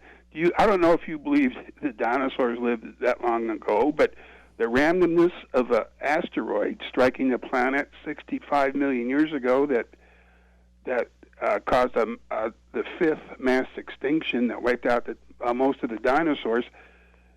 What would have happened if that asteroid did not hit the planet? Where would we be? The randomness of that, really. Well, the argument, they say, well, it allowed the mammals to come out and thrive. But would the mammals have gone away if the dinosaurs, maybe we would have just developed intelligence of a different kind. I mean, it's hard to say. We have this idea that our intelligence and how we see the world is the pinnacle, when in reality it's just a branch on a tree. So you believe in evolution? I believe in natural selection. Okay, yeah, and that's the definition of evolution. Fundamentally, yes. So I would have to say evolution, but there's some research going on now that it's kind of turning some of it on its head. Such as? It's called epigenetics. It's the idea of protein sequences turning genes on and off, so that the next generation has the physical characteristics necessary to survive, such as a longer beak or longer legs or something of that nature. Yeah, and but it's not randomness. It's it is randomness. Genetic mutations, actually, is it not? There is there is that random mutation factor of about 10% that occurs every generation. But they make this argument in epigenetics that it is nothing. It's influenced these protein pairs coalesce into certain frequencies based on the environment, the temperature, the food, the whatever's going on. How about they then have a phenotypical result in the next generation. In other words, the outside form of the organism changes. So you think, what do they call it, the second law of thermodynamics? Somehow the planet and life on it cannot be changed because we are supposedly in an enclosed environment? Well, we are in a closed system. Well, not really. I mean, we have the sun, all the gamma rays and X-rays, that could change dramatically our genetic makeup. Right. And it could be, if we got hit, we talked about the end of the world, things that could end the world. And, a major solar storm or a flare big enough could ruin our day. Yeah, and that'll do it just like that, and it or an creates asteroid. That existential crisis that that Jung would argue we brush off into our unconsciousness. Yeah, but our consciousness will disappear when we die.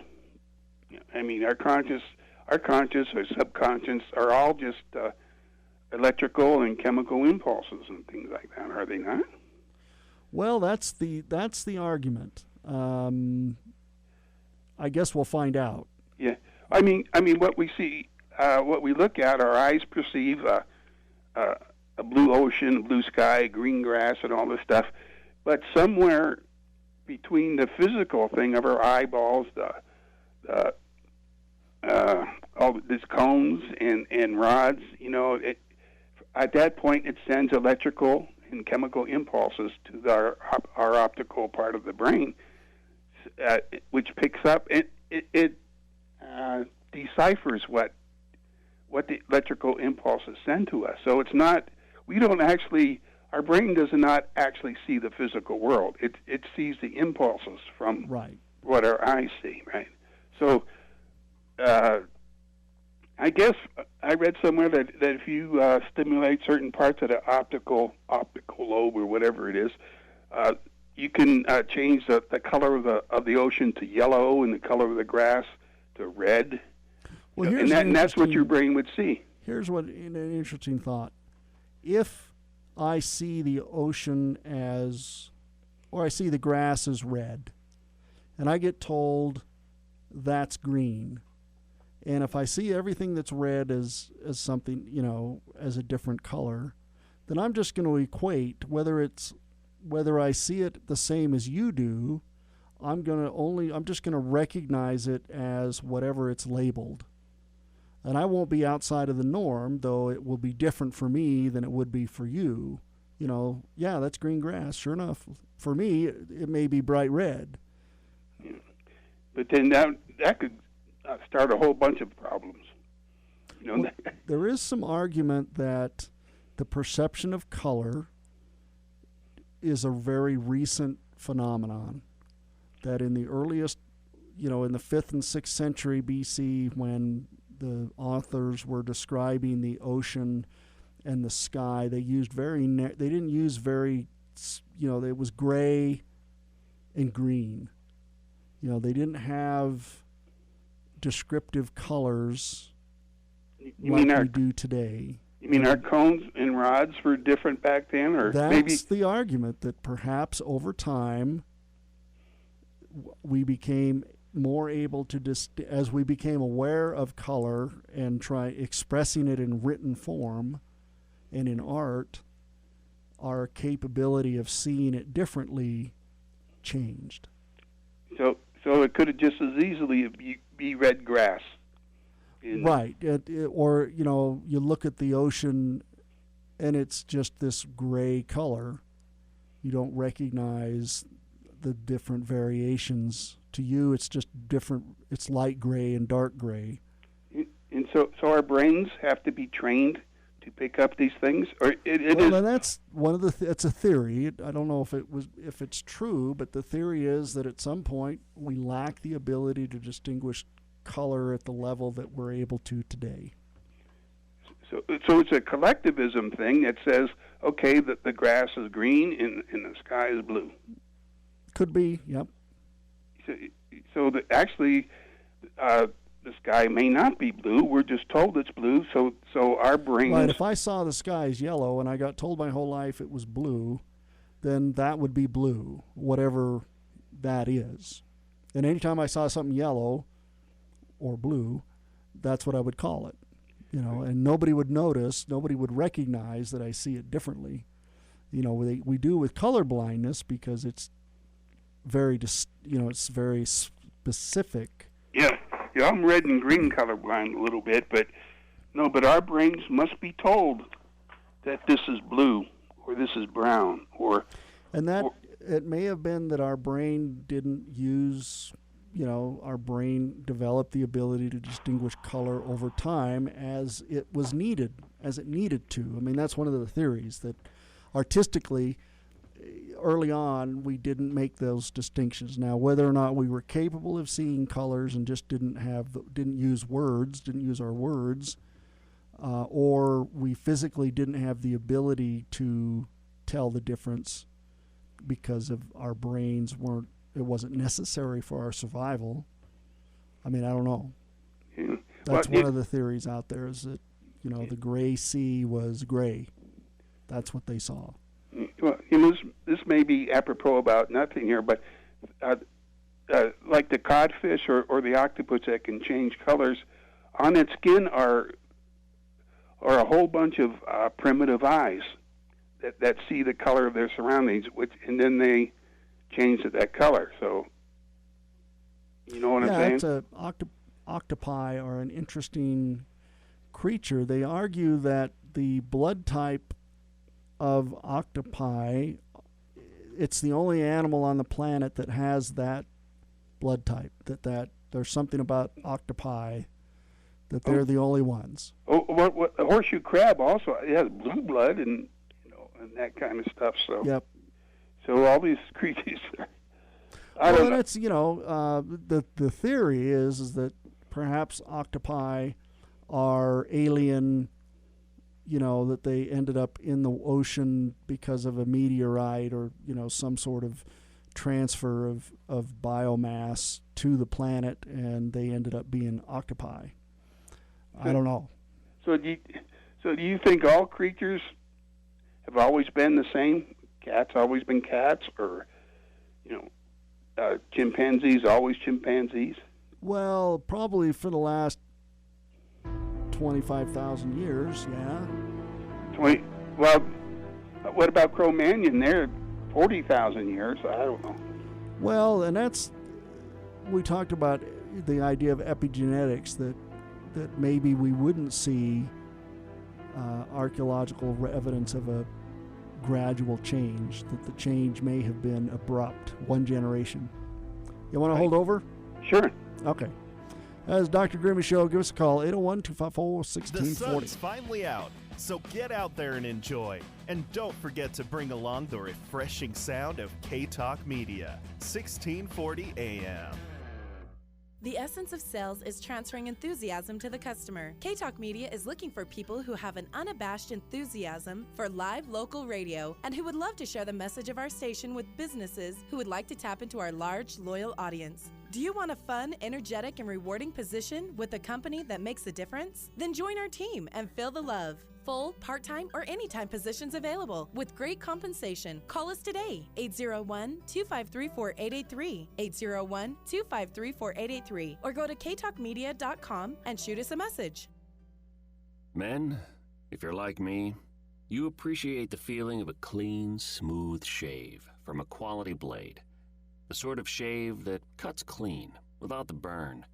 So why are you messing around with generic razors that cost $32 for an 8-pack, when you can shave with Harry's high-quality German-engineered blades for half the price? And if saving money and a clean shave isn't incentive enough, Harry's will give you their starter set, complete with a razor, 3 of their world-famous blades, and shaving cream for just $15. And shipping is always free. We'll also give you $5 off your first order. Our way of saying thank you for trying us. How are we able to save you all this money and still give you the best shave you'll ever enjoy? By owning the factory that manufactures them. That's how. So go to harrys.com right now and enter code 7171 at checkout. That's harrys.com, code 7171.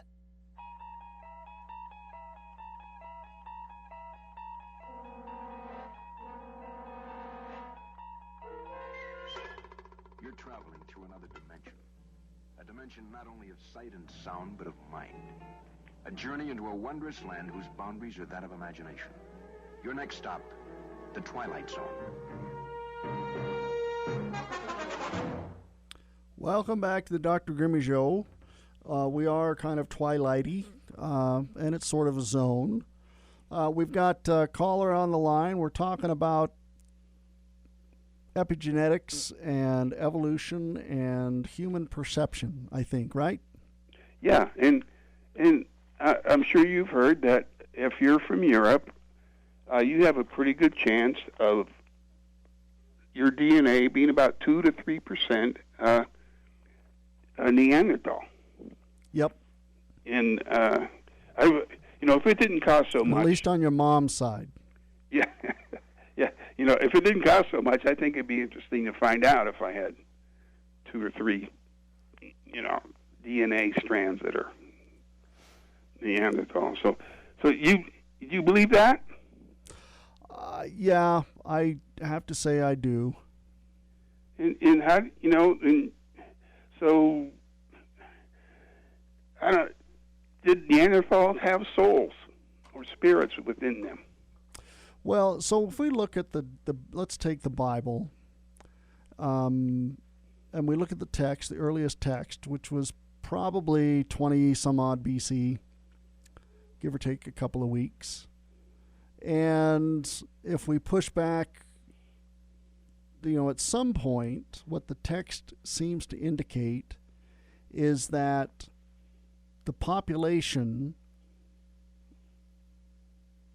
and understood, had a knowledge of their nakedness. In other words, who they were, and then they were something else.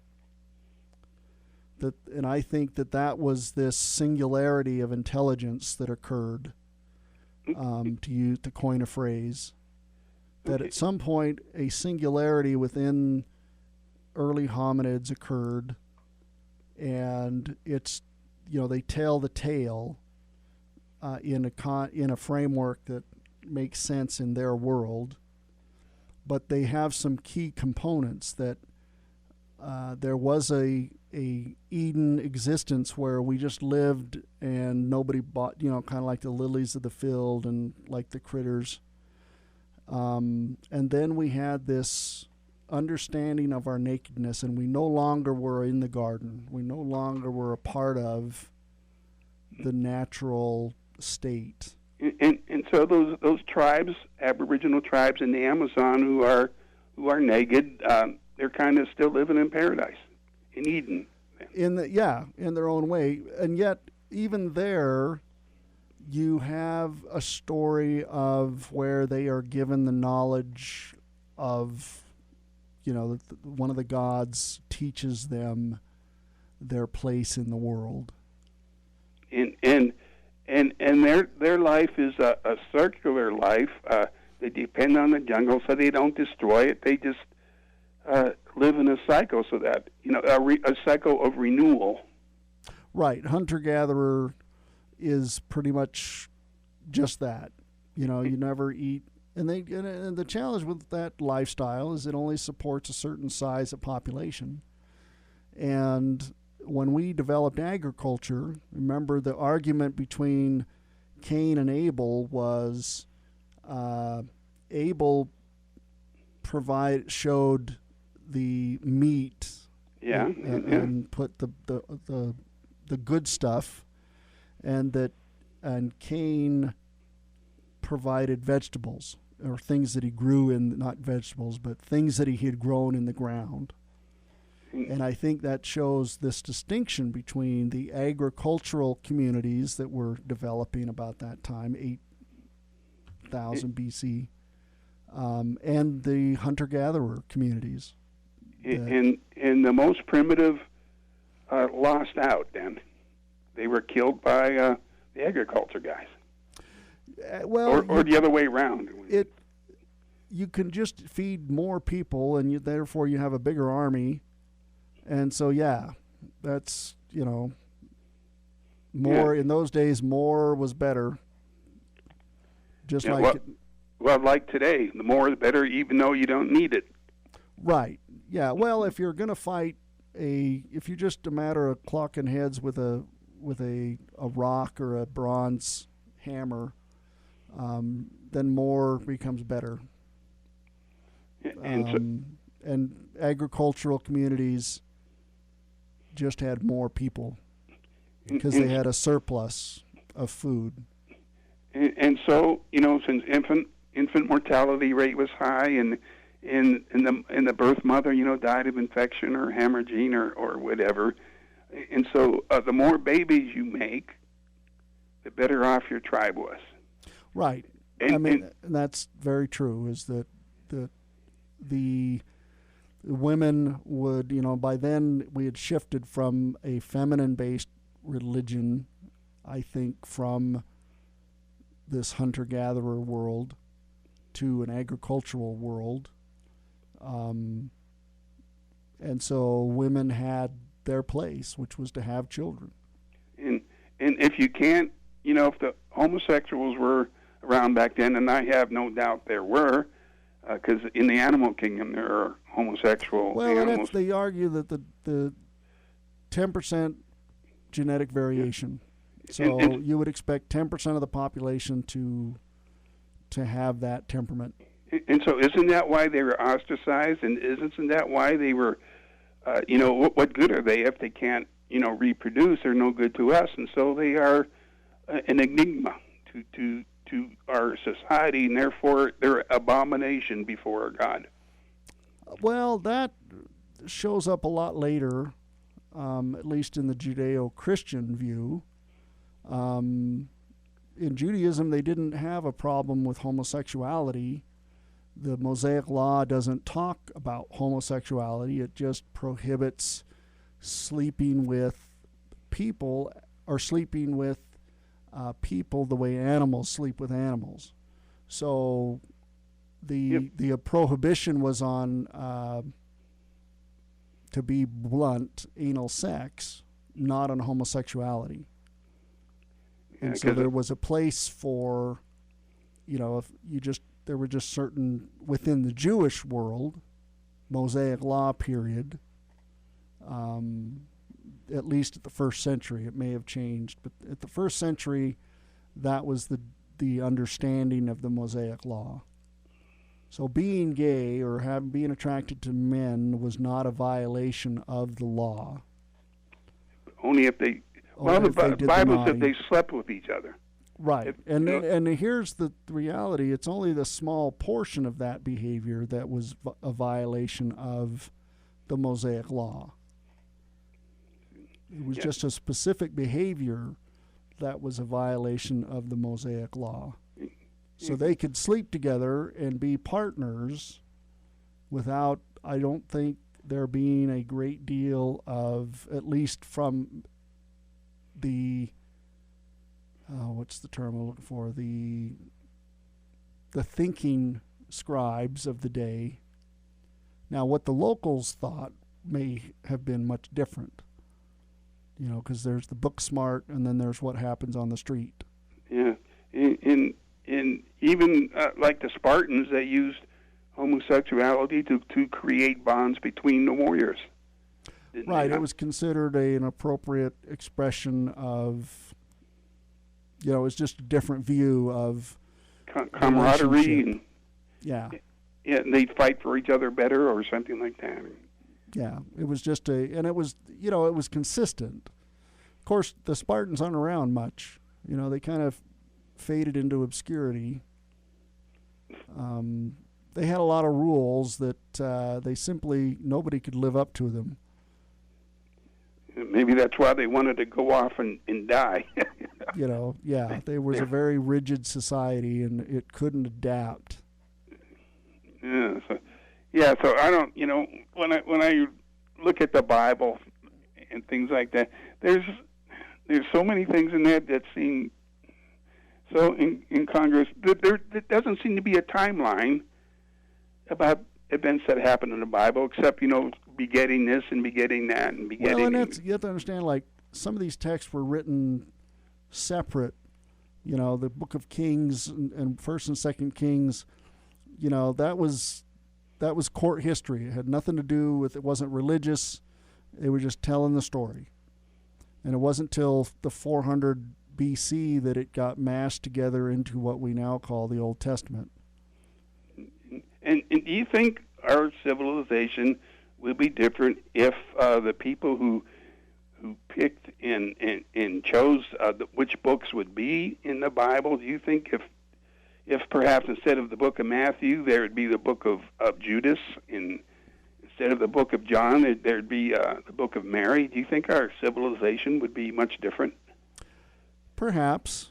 One could make, That's an interesting premise, is what would be different if, say, some of the apocryphal Gospels were, the early days of Jesus, or, the Gospel of Mary were included. Would that have changed our view at all? Yeah, don't know. I'd have to look at some of that stuff in that context. Yeah, because I think the books that we now, hold true to be the Bible, I think they were carefully cherry-picked. Yeah, I mean, they, particularly in the New Testament, they had a very keen idea. But the Gospels, the Synoptic Gospels, Matthew, Mark, and Luke, were fundamentally based on oral tradition. And so the individuals who came up with that oral tradition were still alive when those texts were written, when they were collected together and became the book of Mark and then the book of Matthew. But actually, and so if they had not collected the stories that were accepted by the community, that they would have known about it. They wouldn't have passed muster. And even the Old Testament isn't that all had to be based on oral tradition before it was put down in the words. I mean, for generations. And didn't people have political views that might have changed? A lot of the books were texts. The book of Job was a text. We don't, even in the book of Genesis, we don't see a lot of oral tradition. Yeah, but it would have to be oral because they did not have writing back then. It probably was based on some form of oral tradition. Because this story of this intellectual singularity I talk about, that was something that everybody could agree on. That happened. Something like that happened. Yeah, but if you get guys who in a room who all think alike, well, they're all going to agree on something because they all have. You'd lock the door and leave them in there until they agree. I mean, that's. Yeah, they negotiate and then they come out with how each of them can gain from. Yep. Right, and that's a human. Remember, these are artifacts of human behavior.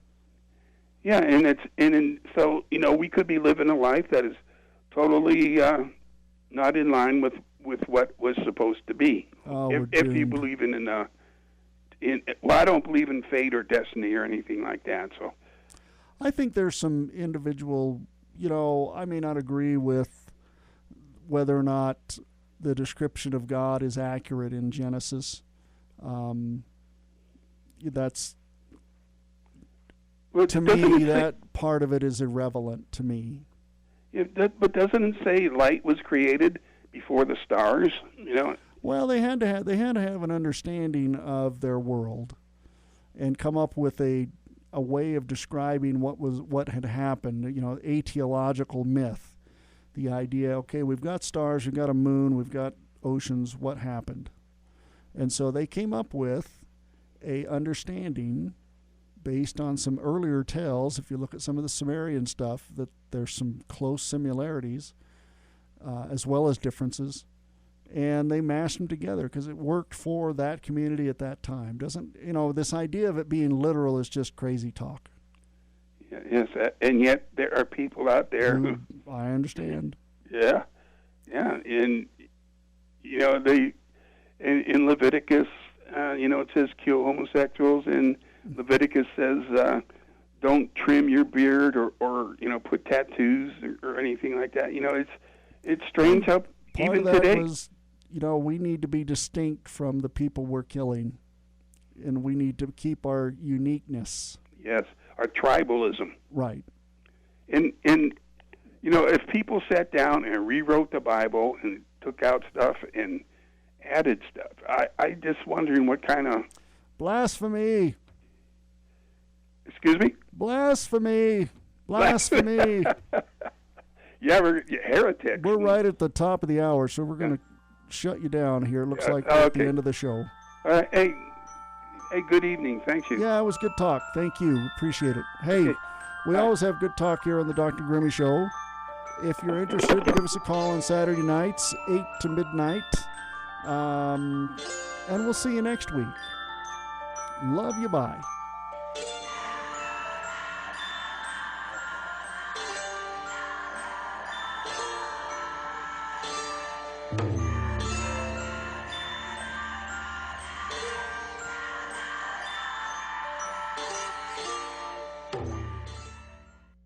Whether it's for weight loss, blood sugar control, or just overall health, millions of people have been helped by low-carb diets, also known as ketogenic diets. But for most people, it's hard to get the right balance of protein and nutrition needed to succeed, especially when on the go. That's why Youngevity created Keto FX bars and shakes. They work together as a low-carb, high-protein team to help you thrive on your low-carb diet. When you grab a Keto FX shake, you get 21 grams of high-quality whey protein with 0 net carbs. Our key 0 net carbs. Our key 0 net carbs. Our key 0 net carbs. Our key 0 net carbs. Our key 0 net carbs. Our key 0 net carbs. Our key 0 net carbs. Our key 0 net carbs. Our key 0 net carbs. Our key 0 net carbs. Our key 0 net